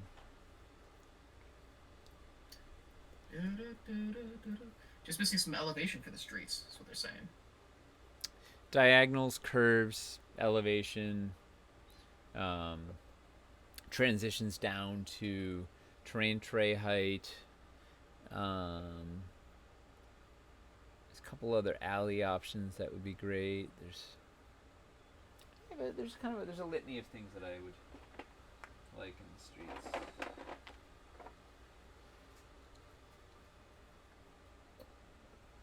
I think when you think about it, like streets and roads and stuff really could be their own Kickstarter. Well, here's the thing: is anything could be its own Kickstarter if you put your mind to it. Like it That's doesn't. totally fair. It's crazy how many pieces like you can rapidly come up with. Like you give it any topic, and you can come up with enough pieces to make it feel like it warrants its own Kickstarter. It's True. amazing. We did do Hellscape, and it still feels like we could have done more with Hellscape. Oh, we barely explored the Z-axis. There's so much more we could have done in Hellscape. I guess the problem is, just like there's so many ideas, and I think that's the hardest part. Like I think harder than actually making the stuff sometimes is not making some of the stuff. Yeah. Having to cut things, even though you know it would be great, but just like, oh, it's the hardest part of my job. Like if you go too big,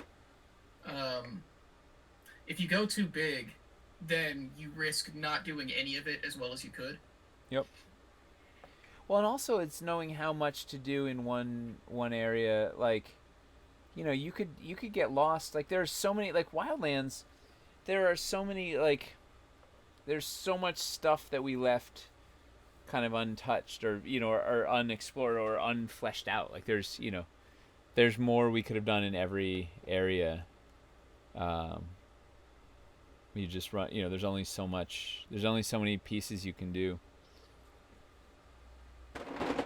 And it's, case in point, like the original city, like there's a lot of stuff left undone in the original city, but there was enough to do some stuff, but there's still an enormous amount of ground to cover. Well, the streets include jug handles. I'm from Jersey, and I can't go left without first going right. Oh, dude, the Jersey jug handles are, I'm not familiar with them. That was, I was in a Jeep that flipped over trying to do a Jersey jug handle. What? Yeah. No, it was really bad. Did it roll, or did it just like go roll. on the side? No, it did a 180 and a I don't know, a 270. Let's see, no, it ended up facing backwards on the driver's side. Yeah, it was not good. It was very, very not good. There was a mangled hand and yeah. Woof.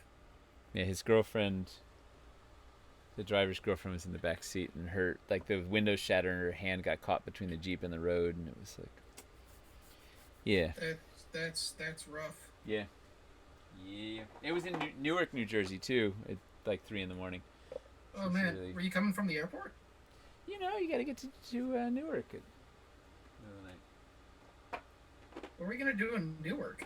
Oh, we were driving back from a club, QXT's, which was like this goth club out in Newark. I guess you would be going to goth clubs, wouldn't you? Oh yeah. Dude, back in the olden days when there was the Vault and the Bat Cave and Mother and what was the other, the Pyramid, it was New York was wild. What do you do at goth clubs? Just hang out, drink blood, smoke clove cigarettes, Huh. The usual. That's fascinating. Yeah, it's good times. Really good times. A little late, but I can imagine it now. KS8 trailer. Enter the Porcupine Mini, cue fog and metal music. Go on. I'm still there for this. Could it be just like a hell porcupine? And so we do make it a fogger piece, and it's just like we hollow out some of the spikes, and they have fog channels. It's like something. Don't you talk? Show up on stage at Guar. Yeah. Don't you talk smack about the jug handles? It's the most efficient way to handle churns. Yeah. Everybody's fighting about jug handles now. We call that a Michigan left. A Michigan left. That ain't right. He's driving 75 miles per hour on the turnpike and getting cussed out by literally everyone. The first time I visited Jersey a couple of years ago, and no other places made him feel more Midwestern in his life. Are clove cigarettes still a thing? I hear them mentioned every now and then. Don't know. I think people like tend to use like e-cigs. They tend to vape more than. I think the crowd that would do clove cigarettes now vapes. Do people even smoke cigarettes anymore? Like I see, like Yes, in New York, they you don't see. They absolutely do. No? Yes.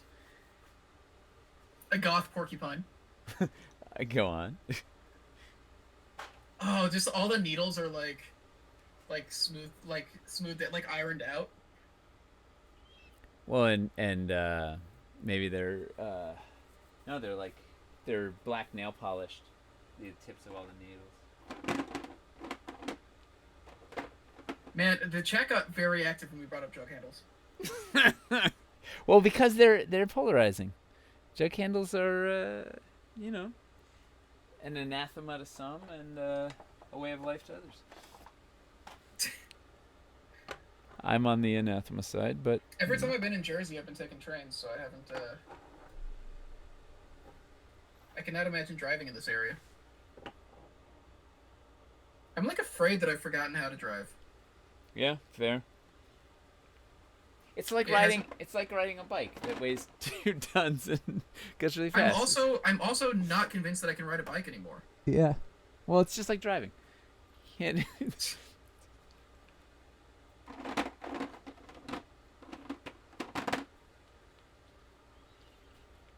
Man, yeah, like the public transportation life in New York is so specific. It's amazing. Like yeah, it's great public transportation, but I genuinely don't know how I would live anywhere else at this point. Like I haven't really driven in like 10 years.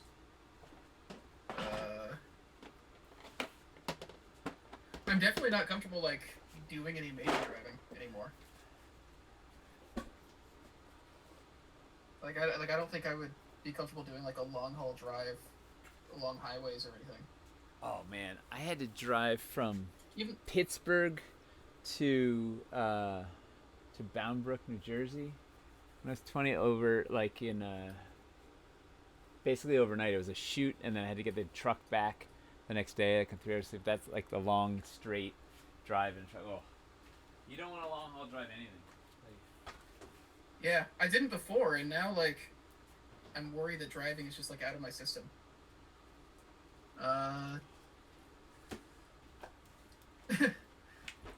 Now, okay, now they're arguing about other kinds of traffic features. yeah, better than the circles they used to have. Oh, man, I missed the Cloverleaf highway exits. Also, you can't call them roundabouts. That's just tomfoolery. You call them circles. You call them circles? Why?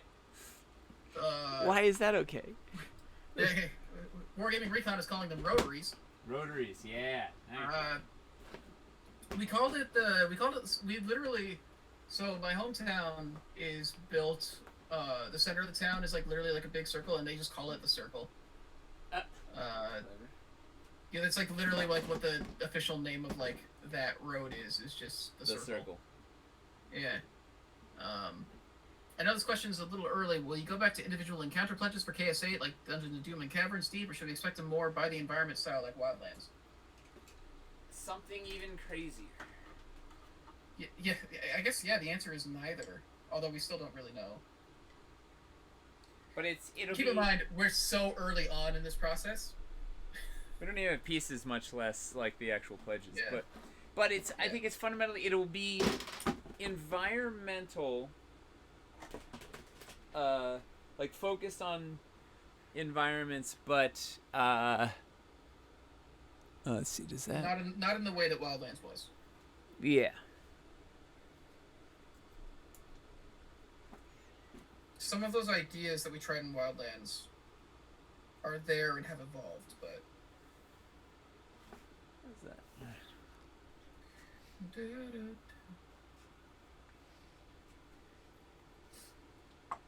I saw a vid about roundabouts in England that has 4 or 5 mini roundabouts as part of it, and the big center roundabout goes the opposite way of all the other roundabouts. What? I'm already terrified. I don't remember that when I was in London, but I also like didn't drive myself around. Yeah, it's probably for the best. Let's do that. I drive for myself as a medical courier. Drive about 10 to 12 hours a day. Woof. I can't imagine doing anything for 10 to 12 hours a day, except for being on the computer, I guess.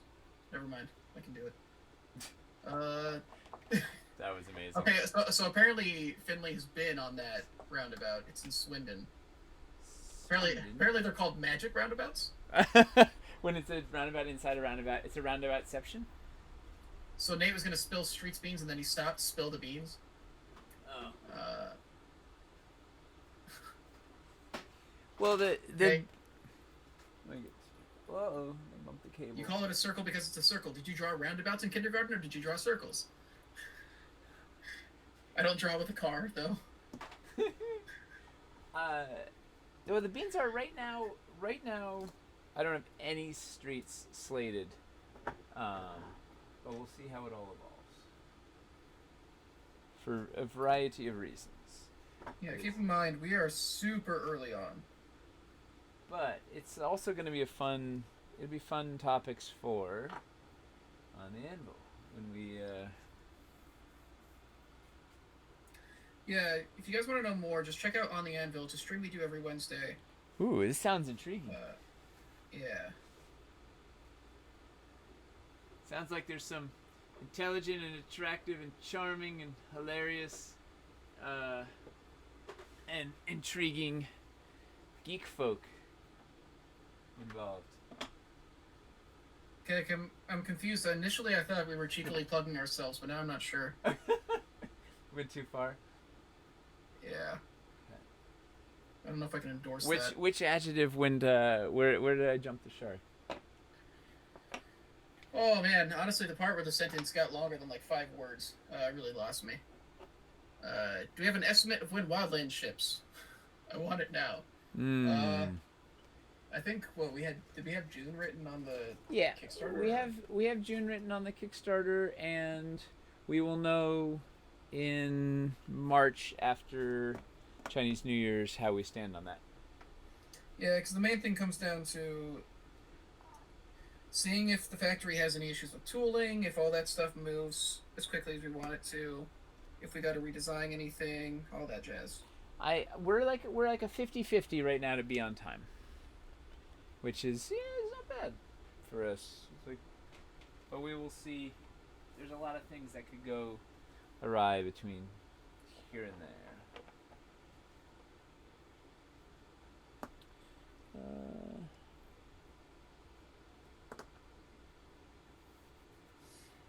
All right, so I've got like any chance of a remastered Streets with magnets at some point? Probably not, because we have to essentially retool the mold to add the darn magnets. So it basically we just have to pay the price again on the same piece, which is pretty brutal. So like that's why when we did the Cavern's Core, it was not. We didn't do. What's off camera again? We didn't do. Yeah, we only put magnets in 5 pieces or 6 pieces because we had to basically retool all of them. But that being said, we're looking at a few. There's definitely going to be a few. I don't know. Definitely, who knows? Right now, we're looking at remastering a couple of bits from KS3, the original cities, and putting some magnets and some stuff. So we'll see. We'll see how it evolves. See what it looks like.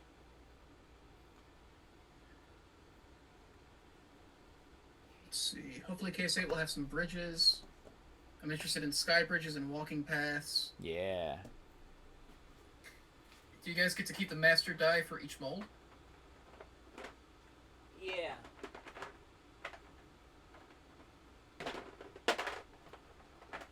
Are we going to see balcony setups like on the castles? Man, people are wanting a lot of really specific... a lot of specifics that we honestly just can't even give at this point is the main thing. Well, high Z-axis, fun Z-axis interactions are high on my list, and we've definitely been kicking stuff around. That feels that we'll see. we're developing a bunch of new systems to see what we can do. So basically, where is this on? Kind of have. There's kind of two. It's like a two-prong attack. So there's trying to build out as many versatile new building block systems as we can, right? Things that are just give you as much cool bread and butter building, and then specialty pieces. It's right. So the balance is something like 60-40 bread and butter to specialty or something like that. And that luckily, like Z-axis fun stuff like that falls into the 60. Like that's bread and butter. Like building like just really cool, interesting, multi-level things is like that's like that we have to like that's our that's our most important thing to do. Really is like just this. The reason you have 3D terrain is you want to be 3D. So yeah, there's going to be some cool stuff. Verticality is one of the things that we do best compared to everybody else. Like the stuff that you can do with stacking our pieces, it's wild. I kind of can't do it with a mat. I kind of want to wear a GoPro while I'm building it. When you're doing these. Well, because you see, like the view, like it's If you want to try to run that through your Mac with. Oh, it's like it was to get this whole thing going. No, it's a terrible idea, but it like. But fundamentally, like I just want to be able to see like what I'm seeing and what I'm thinking and why. How's the programming for the light puck going? We haven't started the final programs, but that's a good question. But we have. I don't know if it's gonna work yet. We have this what we're calling the Plan B light puck, which is I don't know why it's just called Plan B because it was the second plan, but we have a better chip that we're trying to work into this thing. I don't like that. So it's if the Plan B, ooh, that looks cool. If we can get the Plan B to work, it's going to be an upgrade. It's going to have more. It's going to be able to hold more programs, stuff. I don't know. We have a lot of cool sort of upgrades that we've been working on with the light puck, but have not the actual programs. Have not haven't done anything with the programs yet. But we will get to there, and it will be awesome.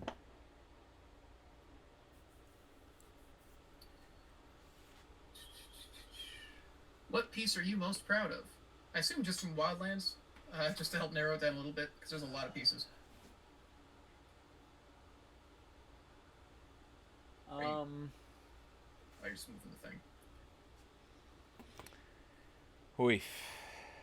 Vertex brings up a good point. A GoPro would be insane because you move around so much. I know. It's a terrible idea. There'd probably be a lot of motion sickness involved. No, people would. It would be a disaster. But I just want to like see. Jeez. I don't know. That's a really good.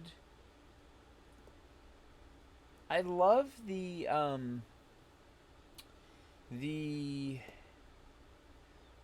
texture of the Wyver Stone is one of my favorite things. This cool textured. Can we see it in the? It's like asking you your favorite kid, except you have. This is if you had hundreds of kids. Right. This, like, and that's not even like a. Just like the actual texture and color and thing. Like I feel like it was a really neat, specific, new thing that I don't know, just gives a lot of cool character to Wildlands while still being usable in a lot of places. The piece I'm trying to think. I don't know. What are even the pieces in Wildlands? Like, I'd probably go with Nexus as one of them.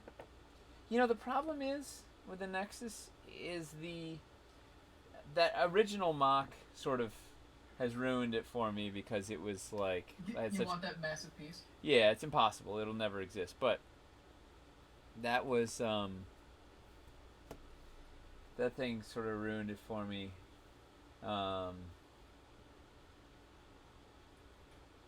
I guess the thing with me is like I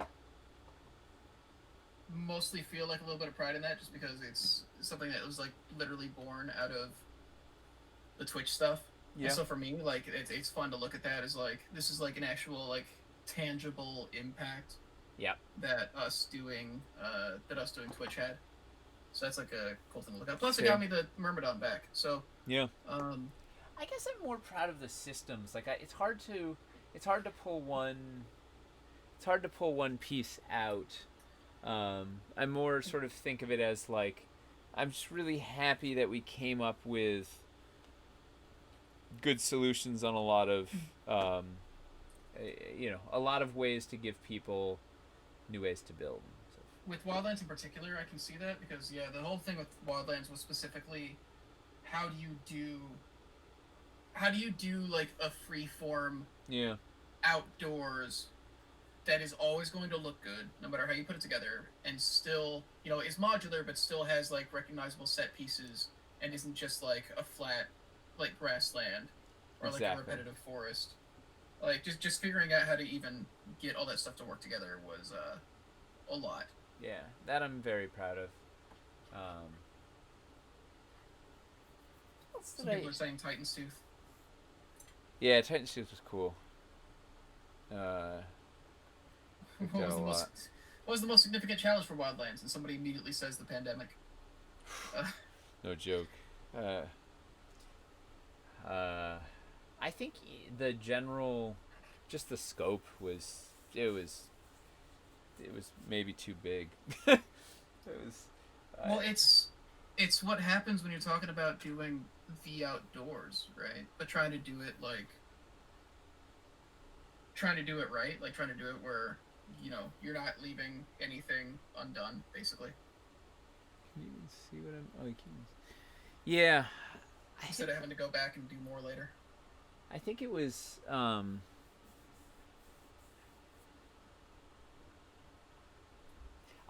It's such a weird. It's a weird blur. I don't even know how like.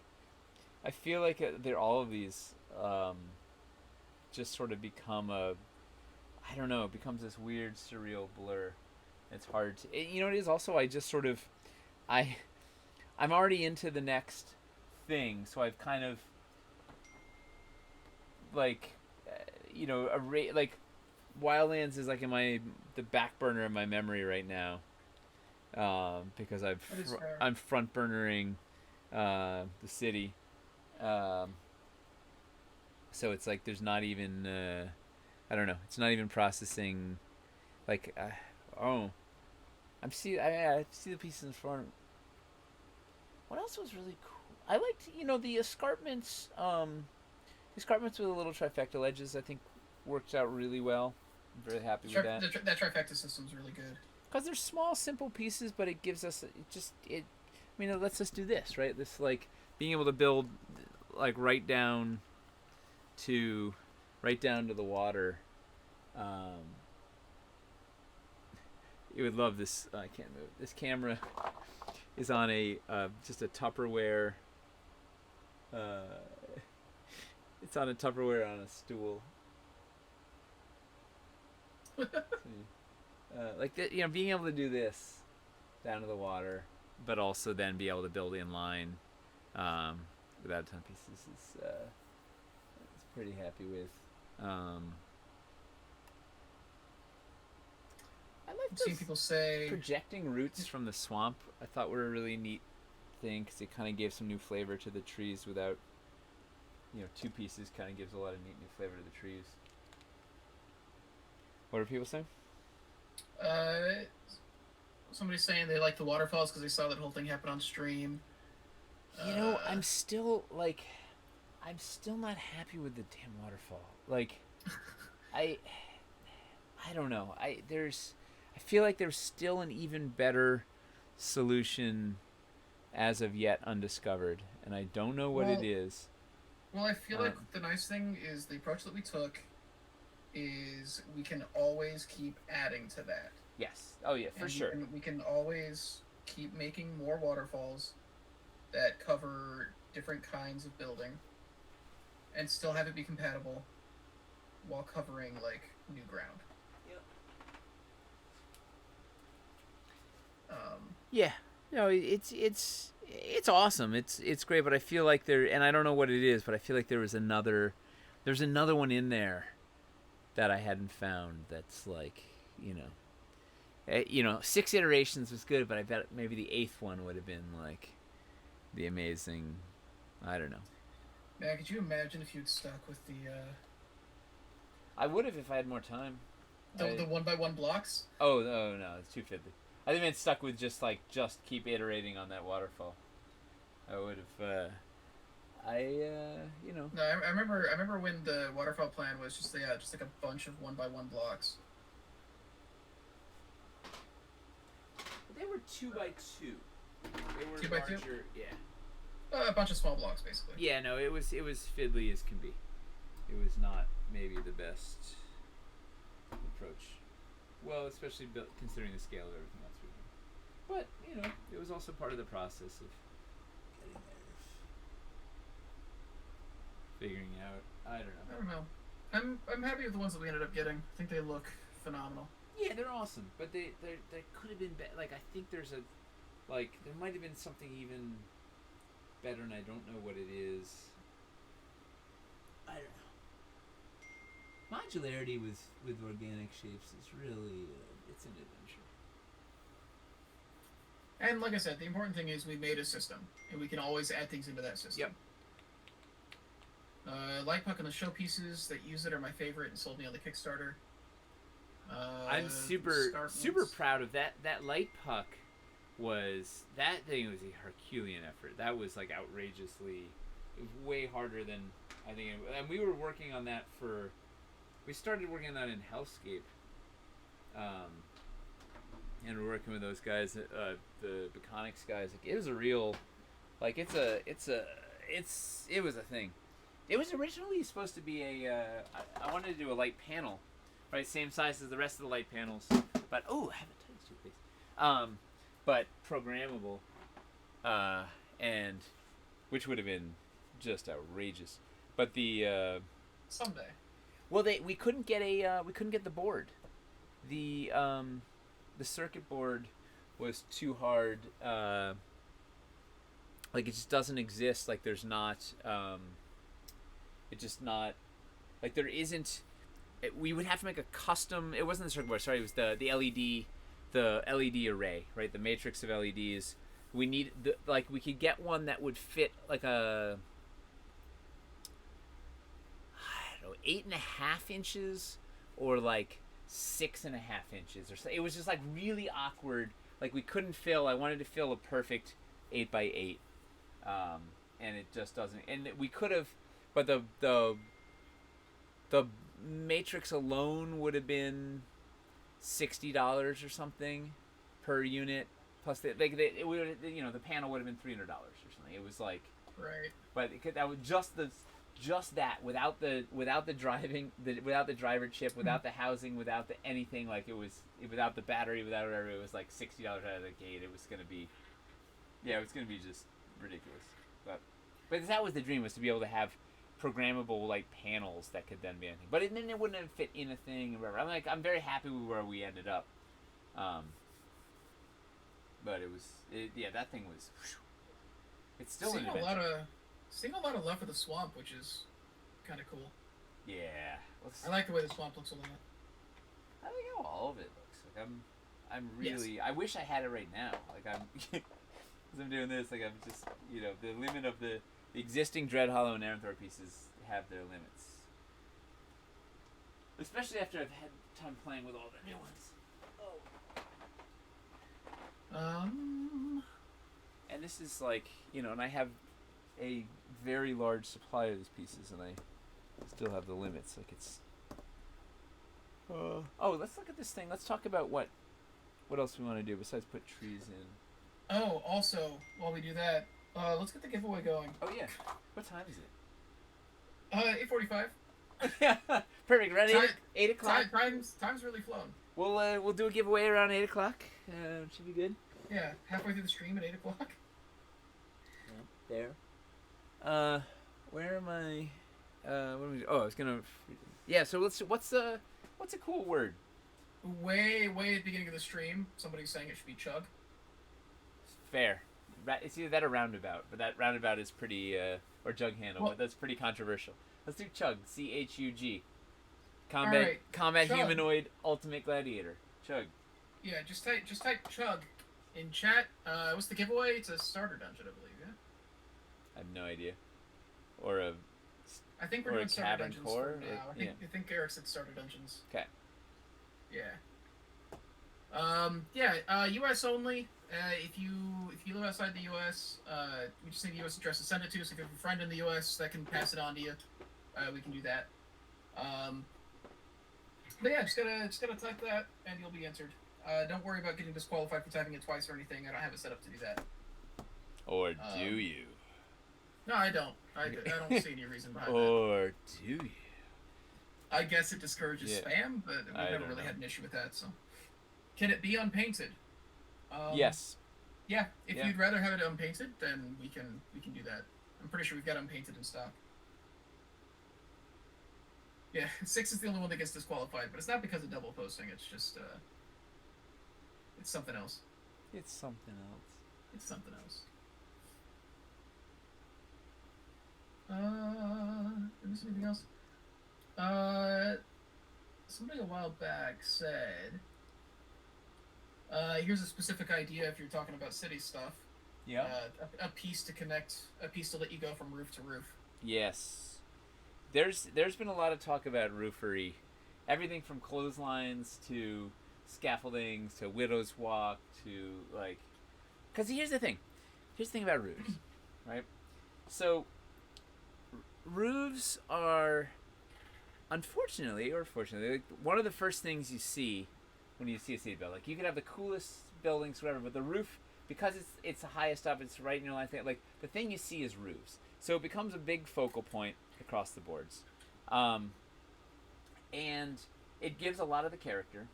And the roofs cover, if you're trying to have the fog of war or whatever, you don't want, people have explorers to go, the roof covers the thing and, lets you can see what's in there. And roof also opens up a whole bunch of really interesting Z-axis combat and movement possibilities and whatever. And so, like, roofs are really a big... We've spent an enormous amount of time talking about roofs.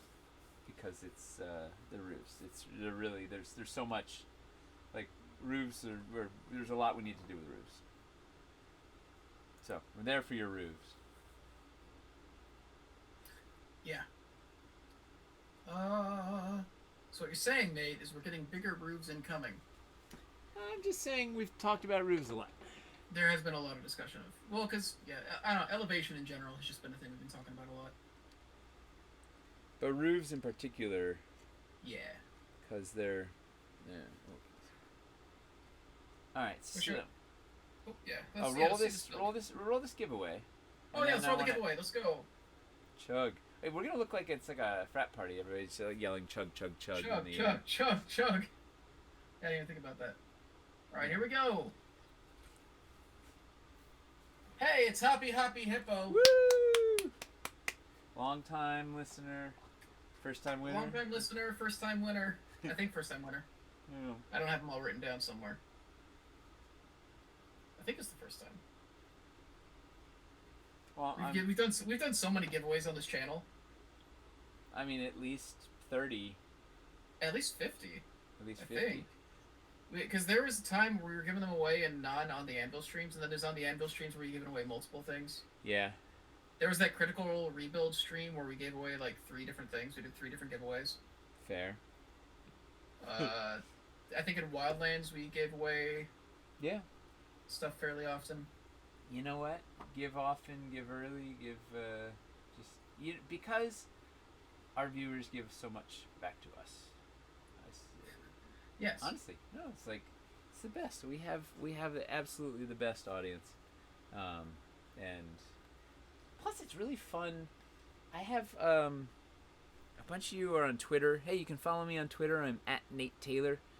So it's really fun to see that people's builds and photos and general geekery and stuff up on Twitter, and like it's really it's a nice community. We've got They got good folks. All right, let me look at this and tell me. We're gonna see what we need to do.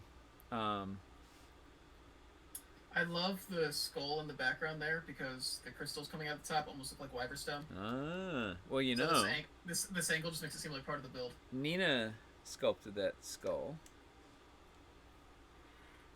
All right, so we're going handheld here. It's gonna get wild.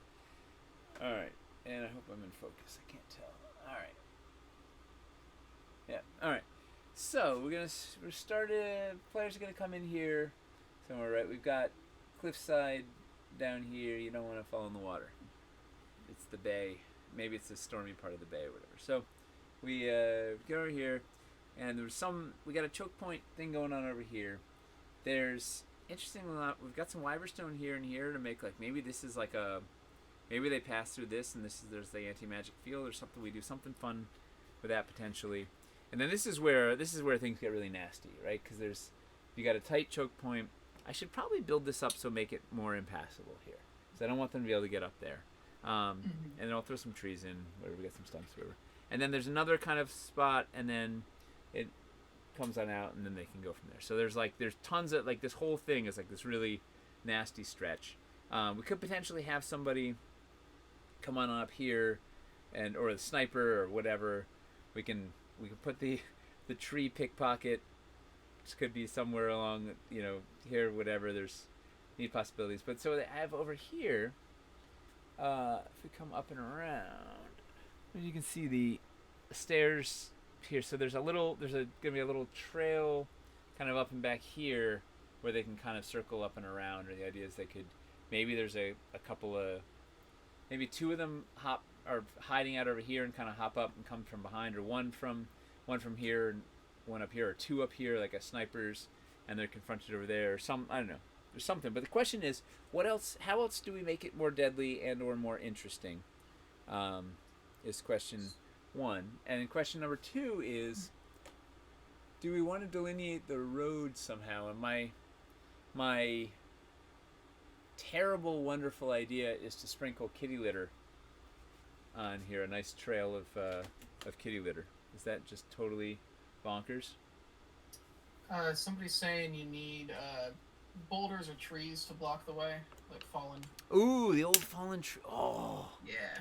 We can totally fell a tree too. That is, That was David Moffat. The tree at the cliff, loaded with explosive runes to send the terrain into them, knocking them into the water, then chain lightning the water. DMN just really wants you to slaughter your children. Well, kill your darlings. It's part of the creative process. I'm there for that. In that more open area at the far end, use one of the mud trays. Have the bandits cast stone to mud in that area, so if they try and rush through, they get bogged down. I have the quicksand overlays we could drop in. I like the idea of felling a tree, or maybe maybe we drop one behind them. Right? If maybe the cart, we do the broken down cart thing over in this bottleneck, and then there's a guy up here who drops this tree down behind them. So we could then drop this in and kind of seal this out, and then you're kind of pinched in there, and then I could build this out, seal this up, so this is really relatively impassable. Chain lightning in the water. Just full on massacre. It's like it went from they're just gonna confront some bandits and it's an easy fight because then it'll make them feel good, to it's just like the most bloodthirsty, cutthroat, absolute character assassins of that you can imagine. Right? They're just designed to kill PCs. It's pretty good. Builds character. Use the Titan's Tooth to hang over some of the path areas. I don't have the Titan's Tooth upper. I wish I did. Although I could build something out on. Maybe I could cantilever out further. I have this thing is really high. It's 20 feet high, and it's like a neat vantage point to do something. Although My brother's character, Nanok, the rogue slash barbarian, he follows the thief archetype. He's got boots of, or no, a ring. Oh no, he sold it. He had a ring of jumping. They just sold it at the magic shop, which made him outrage. You know, he could just do all sorts of aerial shenanigans, so he could jump up and do something. But he's gonna regret selling that now. He literally just last session.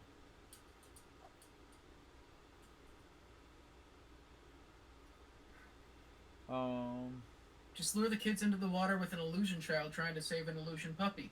Once the players into the water, once the players into the water, threaten them with chain lightning. That way they can parlay. Oh, the illusion, an illusion of a child trying to save an illusion of a puppy. It's brutal. Put the hidey hole in the ground so the enemies can spring out of it. Oh yeah, that's a good one. You can have 2 trees, and the log swings across and hits the rocks, causing a rock slide, preventing them from passing. Rock slide, also a good. Let me get It's a nice Ewok strategy. Yeah, it's the old Ewok approach. It's classic.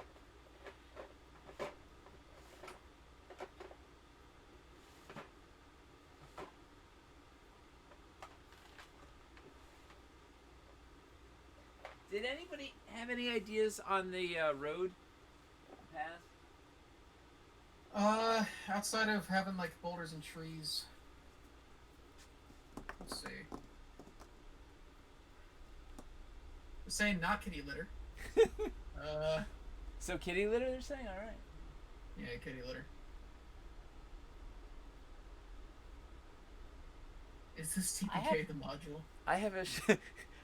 It's the musical. It's the just the to like. Walls of Fire. Ooh! Ooh! Yes, the walls of fire are a fun. Yes, right. We've got and it could be an illusion if we want, or maybe they don't know. The fire isn't real. Well, there's only one way to find out. Right. Well, especially if they're dealing that's what's fun is if they're if it's a mix of illusions and real challenges. That's like, oh man, we could do some like 100 ball bearings with illusion leaf litter. How about 1,000 ball bearings?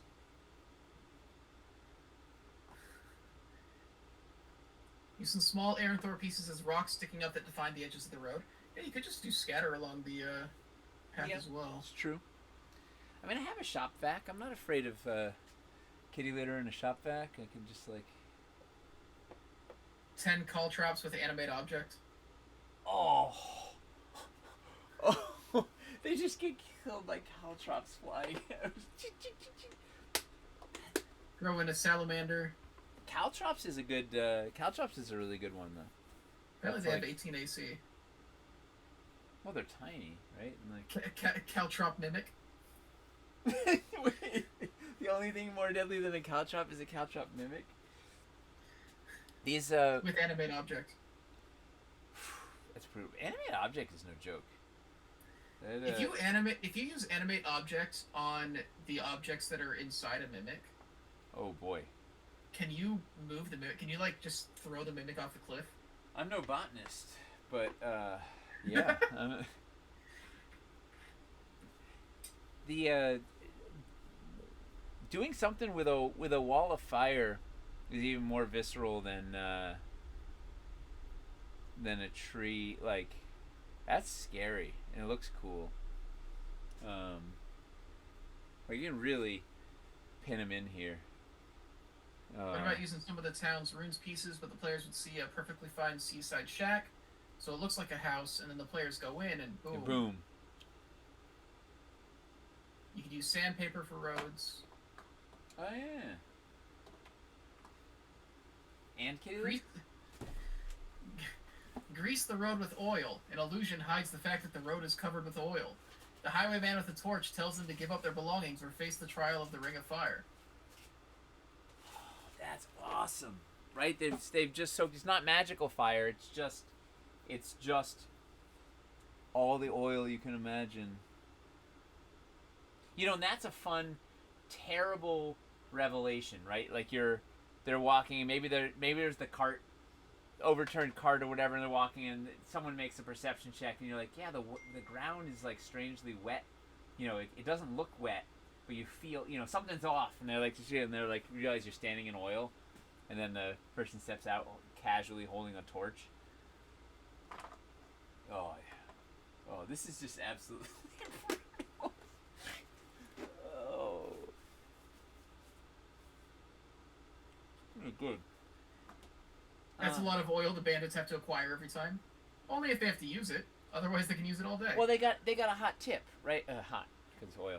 No, but they got no, they got the tip from, right, if the players beat up the thugs in town or whatever. Or, they're like, listen, these guys are worth. These guys are serious. They're packing. They've got good stuff. Like, this is they bring out the nice oil for this. They got an oil guy somewhere. Oh, definitely. Oh yeah, that is. Let's go back to this.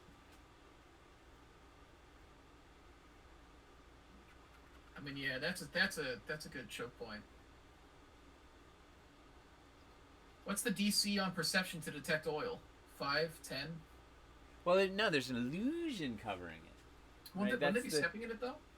Yeah, well, that's when they're gonna be like, wait a second, this isn't jiving with, right? What I'm feeling and what I'm seeing is not matching, and that's where. Then they have to. It's spell save DC, whatever the.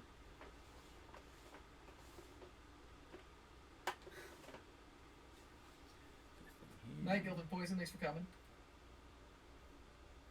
Depends on the illusion. If you make the illusion look like wet leaf litter, right? Fair. Yeah, they'll be none the wiser. They could smell it, maybe or something. But I like, you want to give them that, like, it's that moment when you realize that something is terribly awry. Like, I want them to find the oil, because then it's suddenly there's like, oh, whoa, wait a second. This is like, we shouldn't have helped that puppy. It's. But by the time that they. Well, you're already in it. Time they figure it out, they're already there. Yeah. Yeah, and then it's just that sickening, like, uh-oh. Yeah, this is pretty nasty. They need a 20 on investigate to discern it's not leaf litter. If you really want to kill your players, change the oil into tree sap resin. They're just going to smell pines. Oh man. No, I don't.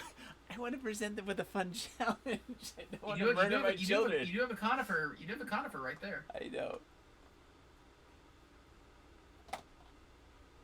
Well, what's fun too is my niece got the observant feat, so her passive perception is 20, I think, 19. Oh wow.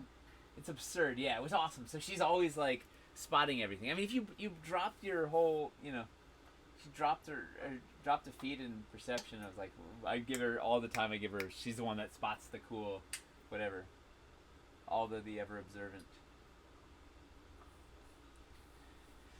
Fire, or maybe it's a bundle of fire, right? Maybe we just do maybe do a cart there, a tree here, and then just it's oil soaked in the middle, and we just like let it burn. I have a box full of fire.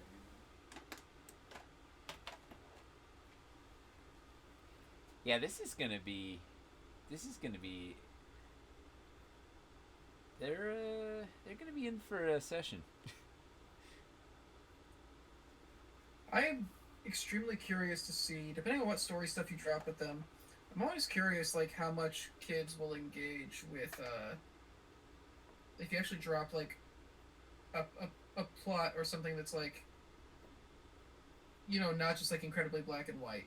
Yeah. I'm always very curious to see how they'll engage with stuff like that. You know what's awesome is they engage really, like, they are in it, man, because they are I don't know, and they're really it's very emotional for them, right? Like they're invested in it in all the right ways, and it's really like, they get scared for the right reasons, and they get they really want to do the right things, or whatever. Like they're in it, and they're in a great way.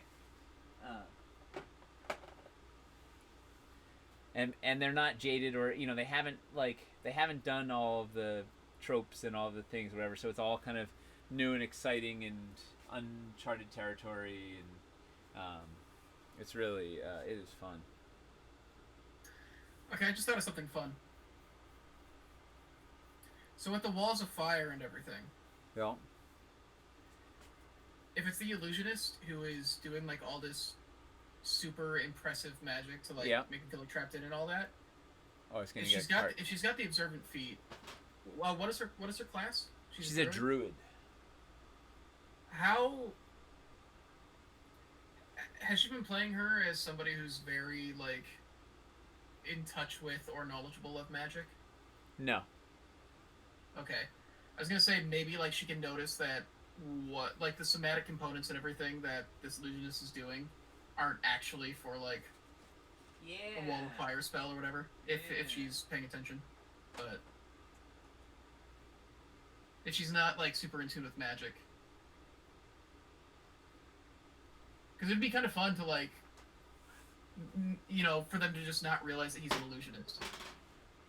But to think that he's a wizard or something. Yep. Well, I mean, I guess wizards are illusionists, but just to think that, like... I know what you mean. Yeah, like, yeah, he's actually somebody who's going to be just, like, hitting them with a lot of, like, super high-level, like, scary spells, but they're all actually... You were thinking first edition for a moment there, I could see. Yeah, yeah. You know me. Yeah. playing first edition. Dude, don't say it with such disdain. It's not this... Disdain. I don't think first edition has been around the entire time I've been alive. Fair. Like, they were probably... It was at least second by then. Yeah. Right? When was second? Mid 88? When did... I don't... Chat will know. 87? Yeah, so I wasn't around for first edition. 86? Not that I was playing D&D as a toddler, but... 86? What's the consensus? I'm sure somebody will post it at some point. No, I didn't play 89, apparently. I didn't play until 3.5. And even then, it was scarce. It wasn't until after I graduated high school that I really started playing. Oh, do I do a chest of gold in the back of the wagon? You could. Hit him with a little greed? Are they very treasure-driven adventurers? No, I don't give them any treasure. Oh, well, in that case, they're going to love it. Yeah, go for it.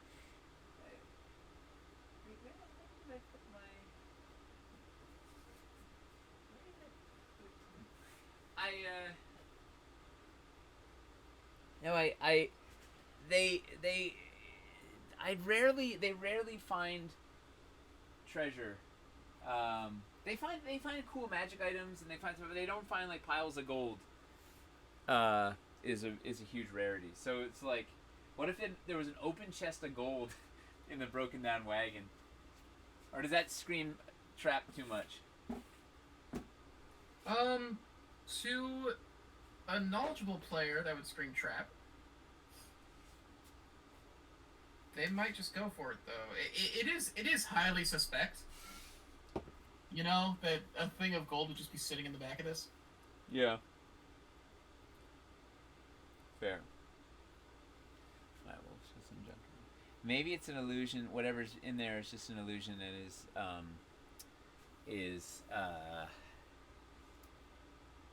right. There's a someone's under it. It's just a illusion thing. And I don't know. We gotta see it. We got a person there. Caster up there. Maybe the caster's here on the tall thing.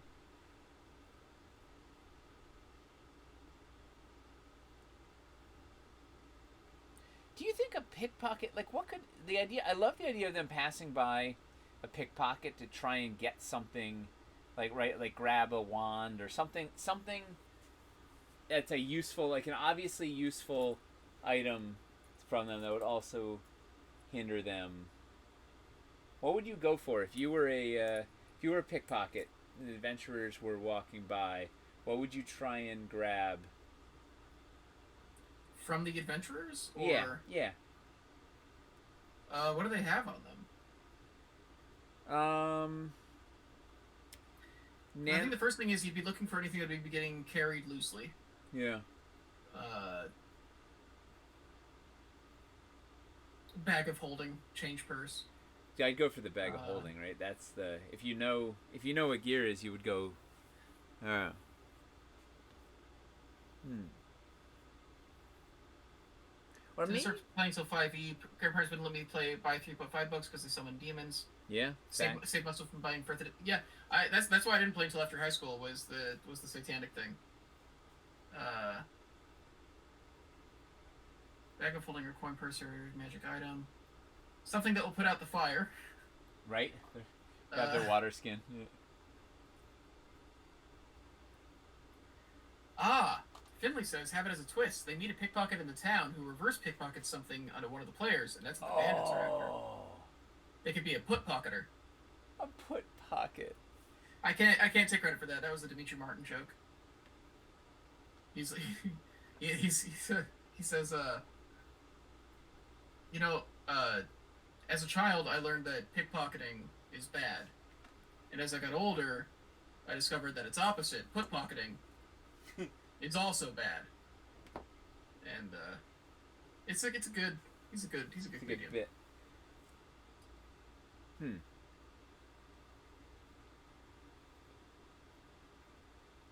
So he puts something gets put on them, and then that's what the bandits are after. Is something that gets put on their person by somebody else. Even better, no, it's part of the trap, right? It's something. It's like a catalyst. It's an explosive, or it's a anti-magic thing, or it's something that'll get triggered, like that'll help debilitate them, right? It's a tanglefoot bag that explodes when, with it the outside burns off or whatever, or something like. It could be something that, or it could be something that like they need to get off their person for a while because somebody's like after them, and now they're coming to get it back. Hmm.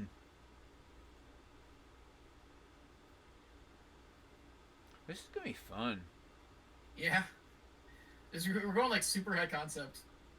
There's so many. There's been like 5 different plot lines that we could pull for this. Well, it's gonna be.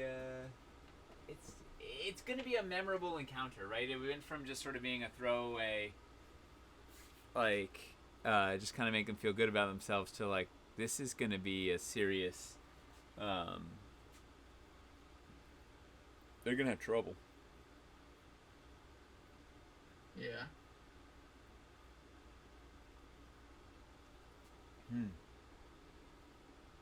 Also, all on Vorpal, so it'll be really fun. Zooming in on the terrain to figure out where the heck to go when they're trapped. What if they all just jump into the water to escape? Well, I guess then they get chain lightninged, but. Well, they end snipered, and I'll have bad current. I'm gonna make the water very unappealing to them, like, and if it also, like, they're kind of sitting ducks a little bit at that point. Other than Nanok has he can breathe. He's a air genasi, so he can like breathe underwater. My brother's character is like. You could put shrieking eels in there, says Moffat. Illusion sharks. Illusion sharks.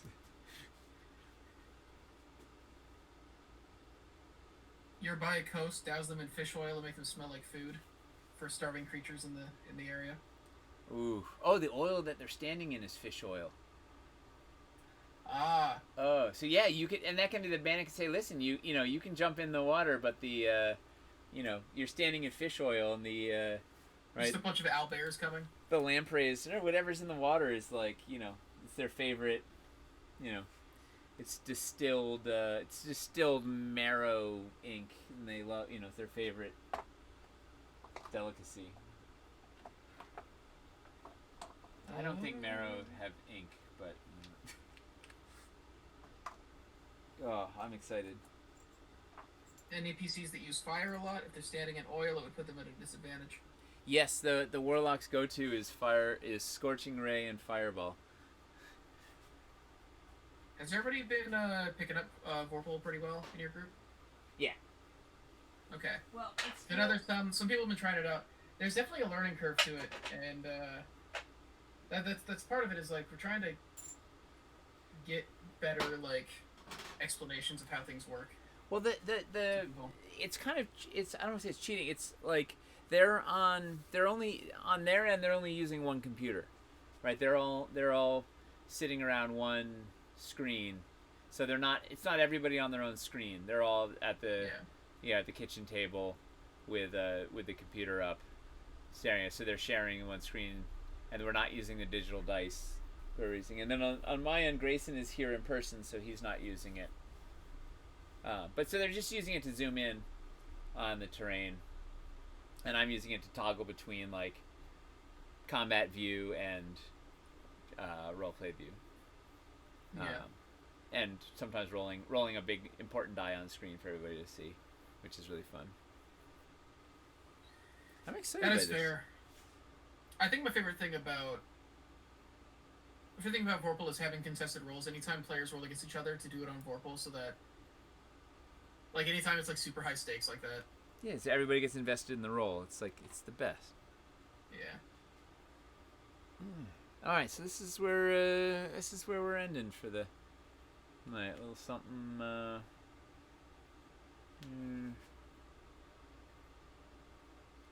It is gonna be. It's gonna be fun, for me. I wonder if there's anything you can do with that left area. Where they enter? Yeah. Although I guess if they're going to be moving through that pretty quickly, it won't matter too much. Yeah. Oh. The Tupperware is slipping. Don't tell Selena. The rig you're running right now is Oh, it's awesome. Yeah, maybe I'll put something here to break something. But also, it's like the whole thing is like trying to trap them in this thing, and then this kind of could potentially be like if we could just get to some safe open ground. It's totally fair. I mean, it looks sizable. Yeah, it's gonna be heavy. Oh boy. Let us know what you do for the encounter. Apologies to the players on my behalf if it gets too brutal. Yeah. You know, well, I can always. The nice ripcord we have is the head of the highway folk. She's gonna parlay with them, right? At some point, like if she gets them into a place where like two of them are down, and the rest are trapped, she'll be like, "Listen, this is I'm not a murderer. I'm a businesswoman. I'm here. She'll strike a deal. They have a way out. So, or if it gets really bad, they'll start to back off, and she'll be like, listen, I think it's a misunderstanding. It'll turn into a cool role play one way or another. It'll turn into cool role play. Twitch said he could handle this. Yeah. Yeah, they unanimously the chat said no problem. You guys got this. So. Yeah, it'll be fun. We'll see. Good at fell a tree, throw some fire up. Have some illusion, like they're saying. Trying to say, listen, I'm not a murderer, but my men are murderers. Yeah.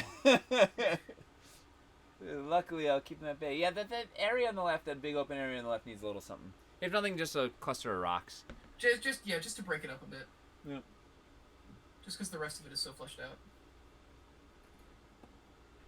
Oh. All right. All right. This is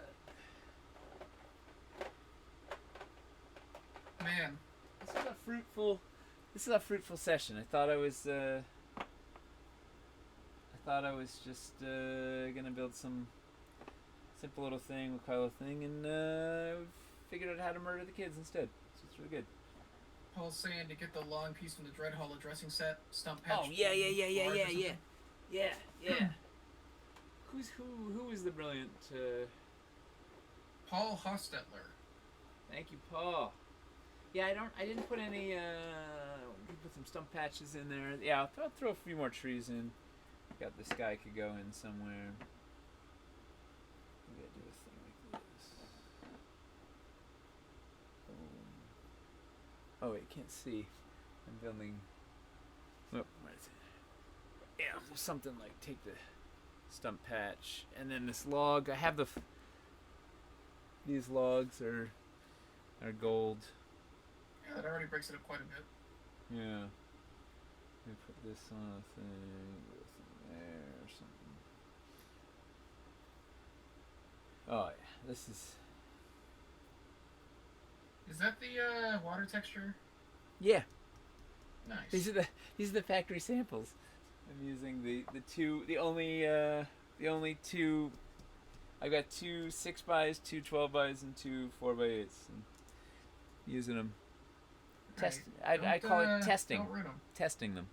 It's play testing. It's it's an important part of the process. It's literally play testing. Yeah. Let me put a log here to. You drank 8 beers since the stream. That's like 2 hours. What? Somebody in chat apparently has had 8 beers Wow. on the stream. I don't think I can drink 8 beers anymore. Period. Like, over the course of a whole night. I can get through cider pretty quickly. Not 8. Not in. Well, you're also. I got a couple years on you. By years, I mean decades. I also just don't feel anything. You're just numb. Just like in general, yeah. I don't know. It doesn't really do much. The apathy is strong among this. Yeah. You wouldn't get drunk if you just stopped caring. Just had the one drink of amaretto. I guess everybody was drinking tonight. The plants in the log from Plaguestone said are going to be great with wildlands. Yeah. Yeah. That's partially what a lot of that was designed for. I'm putting the cart up on the logs. It's all cattywampus. Like. I had a professor who claimed he would drink 24-ounce beers in college. I mean, yeah, but he's got like 4 years to get through them, so it's not a big deal. Overhead.